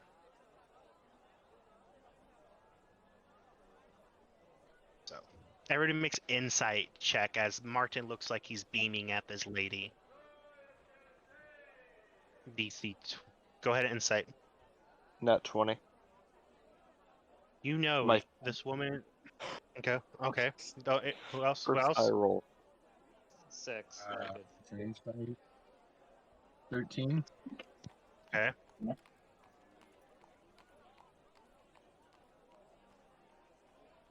Okay.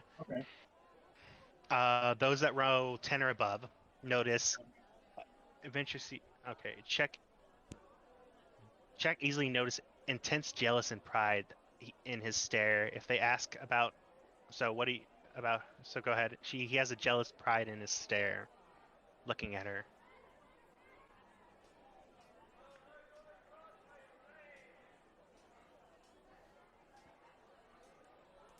Are they sparring? Does it look like they're sparring, or? Martin is looking at her with intense pride and jealousy. Okay, so I think, okay. Is there anybody nearby, like, just audience that is watching? Yeah, everybody seems like watching intensely her. He's facing against like 3 or 4 individuals at the same time by herself. Doesn't even seem like she's breaking a sweat. I'm gonna whisper over to one of the people near me. What's going on? What's with them?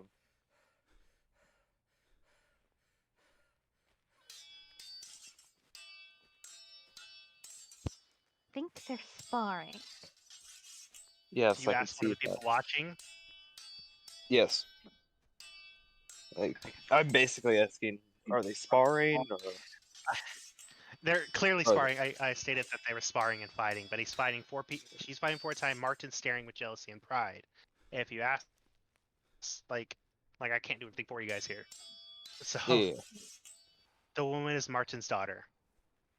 So basically, if you ask about Martin, relates the following information. The woman is Martin's daughter, the best student Vera has seen anyone fight like her in years. Her mother died when she was young, and this was the only way he knew how to raise her. If any adventurer wants to challenge her he chuckles and suggests they grab a practice blade and try their luck. I'll do it. Okay. He's like, brave soul, I see. You might want to grab a practice blade on the rack there. Ooh, I want to fight too. Wrong sort of quick. Okay. Are you gonna interrupt the duel? Actually, I think Martin's like, hey, Vera, you got some new Katesh. She's like, yes, father. And she kind of just like 1, 2, 3 disarms all 4 guys fighting her at the same time. It looks like she was merely using her for a workout. So then she's like, who's the challenger? And these guys were just merely a warm-up. I could use a real adventurer. So Sayoni just stares at her with big eyes and she goes, never mind, I don't want to fight, I just want to watch. Like, it's not she's scared, she's like, oh my gosh, that's amazing. So who wanted to fight with her? One at a time, please. I'll spar. I'll All right. She's like, I'll inspire you as you fight her. So you get 1 inspiration. Does Martin note it? Do you just make this blunt that you're inspiring him? Well, I kind of like throw his shoulders, like, you can Hype do it. him You up. can do it. Like pump him up a bit. Okay, you do so.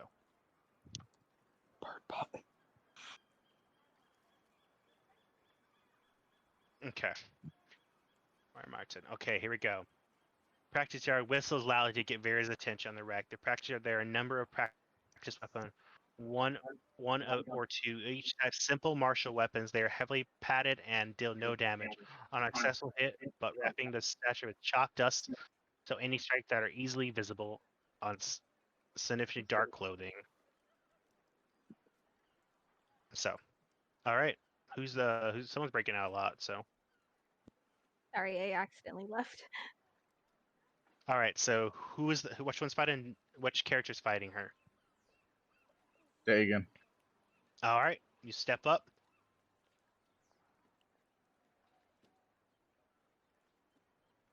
Okay, you do so. So chalk. So basically, did you hear what I said about the dust and the chalk and everything? You said it doesn't do any damage. Practice 1 or 2 each time. A simple martial weapon, martial melee weapon, or simple. They are heavily padded and deal no damage on successful hit, but wrapping the stature with chalk dust too, so any strike are easily visible.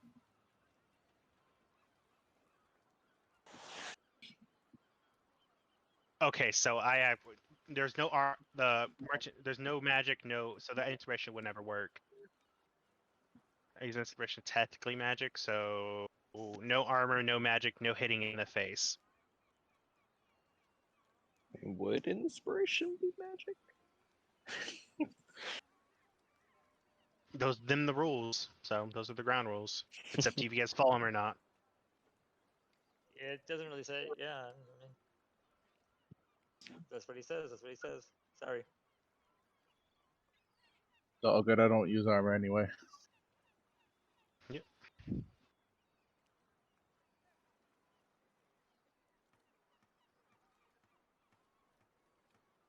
Okay, so this is gonna be fun to replay. So go ahead. So basically, you guys will initiate off to who goes first. So go ahead and roll your initiative. So you have no armor on, right? So you're just a basic AC. Yeah, 14. Because if you had armor on, you would have to take the armor off, essentially. A barbarian, I don't use it. Yeah, I know you don't, but I'm just saying if you did, you would have to. And I understand. I don't got any besides my shield, which I wouldn't be wearing. Okay, go ahead and roll initiative. It basically states who goes first in this duel. The 15. 16 plus 2, 17, 18. Okay, so she's gonna go ahead and try to hit you with this chalk blade. She kind of like, okay, come on. And she's gonna grab a greatsword. Chalk greatsword. And she's gonna go ahead and try to roll to hit. So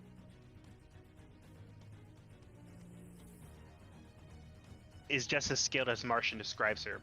Attack with graceful force. So if she does, that's going to be a natural 20 to hit. So that's one hit. And the basic of this fight will continue until each participant scores a 3. Oh yeah, then that does matter. So okay, this is actually fun. There's little comments there. So that's here. Go ahead and you roll hit now.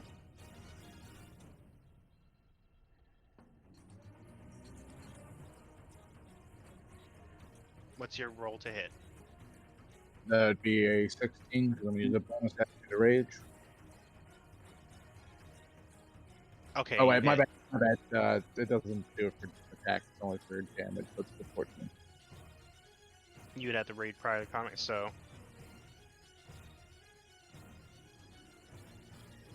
No, right, rage so up the bonus attack and only gives a bonus attack.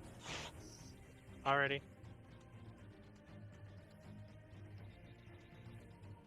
You hit.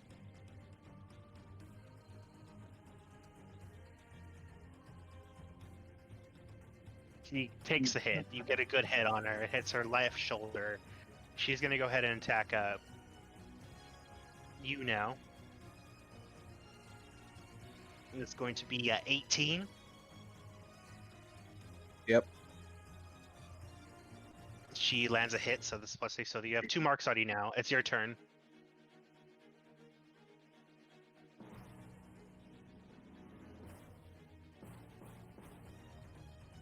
16. Okay, you hit. She attacks gracefully.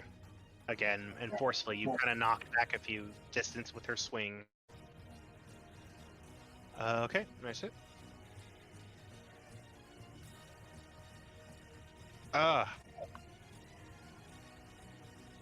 It's going to be 12. I'm assuming that does not hit. Yeah, no, that misses. Okay. Your turn. It's 19 altogether. As the bars continue to clean, he looks like you were able to deflect her attack that you missed, and you land a strike, and everybody claps in excitement. Martin is impressed with your battle skills.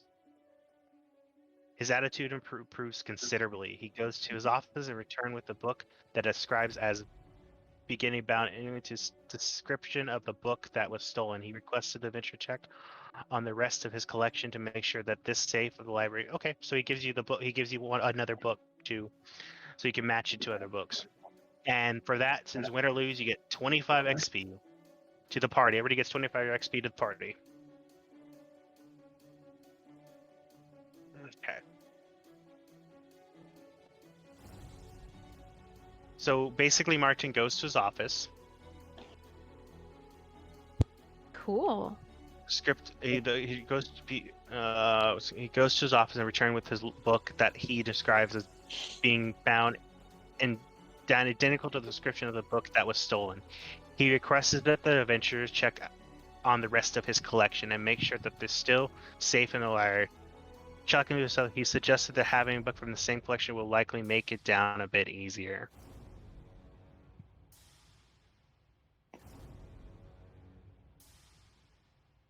And you own, since you apparently that's Order the Gauntlet challenge. So if defeated Vera in the sparring match, that character earns 1 renown point.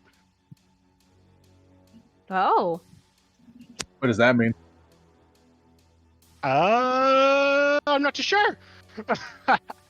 Maybe it's basically if you take factions, you get special points. Then you get Oh special yes, gear it's a renown point for the Order of the Gauntlet. It's for AL stuff when you play like AL competitively. I forgot about that. Yeah, Oh. it's not really more bookish, more So apparently many he's... adventures. I'm trying to read this. I don't know if he actually gave you identical book. That was identical to the description of the book that was stolen. He requests the adventurers check the rest of his collection and make sure that it's still safe in the library. It's just that having them from the same collection will likely make it down a bit easier. Okay. I don't know if that reads that you find the book that he had was stolen or not. I'm quite confused with this wording.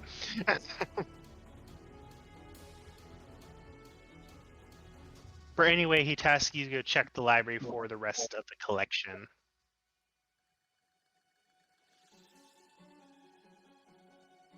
Anything else you guys want to do? I'm good. Ionia is just gonna fly over to the woman and say, "You were amazing." She's like, "Thank you. I've tried. My father has drilled all tactics into me since I was little. You have quite an adventurer there in your party. Oh, I A just force met to be them. reckoned with." Oh, Yes, they probably okay, are. they're a force to be reckoned with. So, what do you guys want to do? I'm trying to. I'm actually gonna call it here for the night myself because I got work in the morning. Okay, we could call it. It's a good stop to end. You get the book, you get the information, so it's a good place to stop. So, Okay. everybody gets for the session 100 XP. Nice. So you guys will go to level 2. I'm pretty sure we're close to it. 65 off. 55 off. Thanks for watching those people in the stream. I just we'll go head out inspiration. I'm gonna go top to bottom. I don't know if there's someone may plug in any game, so I'm gonna have him do that if he's still here. Okay, Mixtip, anybody you think that deserves inspiration? Anything they did that you thought was cool? I'm not going to be able to pronounce the name, but Sionia? One at a time. One at a time, please. You got it Okay, right. what was it? Was it Snip? Okay. There's two people talking, it seemed like, so. I don't know if it's reverbing up a mic or not, so. So it was, so you said, Bunny's character, Snips? Yeah, for playing along with the pranks. Alright, sounds good. You get inspiration for being helpful with playing along with pranks. Is it okay, since I'm not really going to be a permanent fixture in your guys' campaign, to not give me any inspiration? I appreciate it, but I was just here to fill for the night. Right. That way I She don't doesn't take have it from you inspiration. guys. I appreciate it very much, but I'm not going to be in your guys' campaign, so I want you guys to all have your inspiration.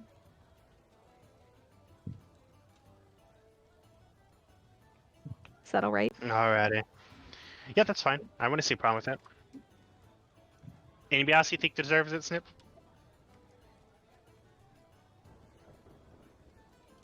Don't really know anybody else's character, so I can't think of anything. Alrighty. You're good to go if you want to, Snips, or wait till we're in inspiration. So anybody else think there's anybody that did something cool in this session that deserve inspiration? I'll give mine to the little gnome. Go. Okay, Gnome, you get an inspiration. Okay. You could use it to give yourself advantage or make me roll at disadvantage.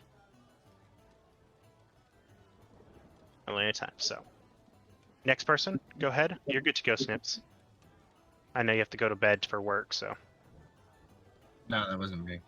That was me. So many people talking. I get confused. Okay, so next person, Dagon. Anybody you think deserve inspiration? I mean, it was pretty cool that me and the what is it, the wizard, the trickster, were messing with that one guy when we were trying to trip him. All right, Snips. Whoever's the gnome trickster, is that Snips or Ender? Yeah. I love how my character's name became the gnome. Whoever's the gnome gets inspiration.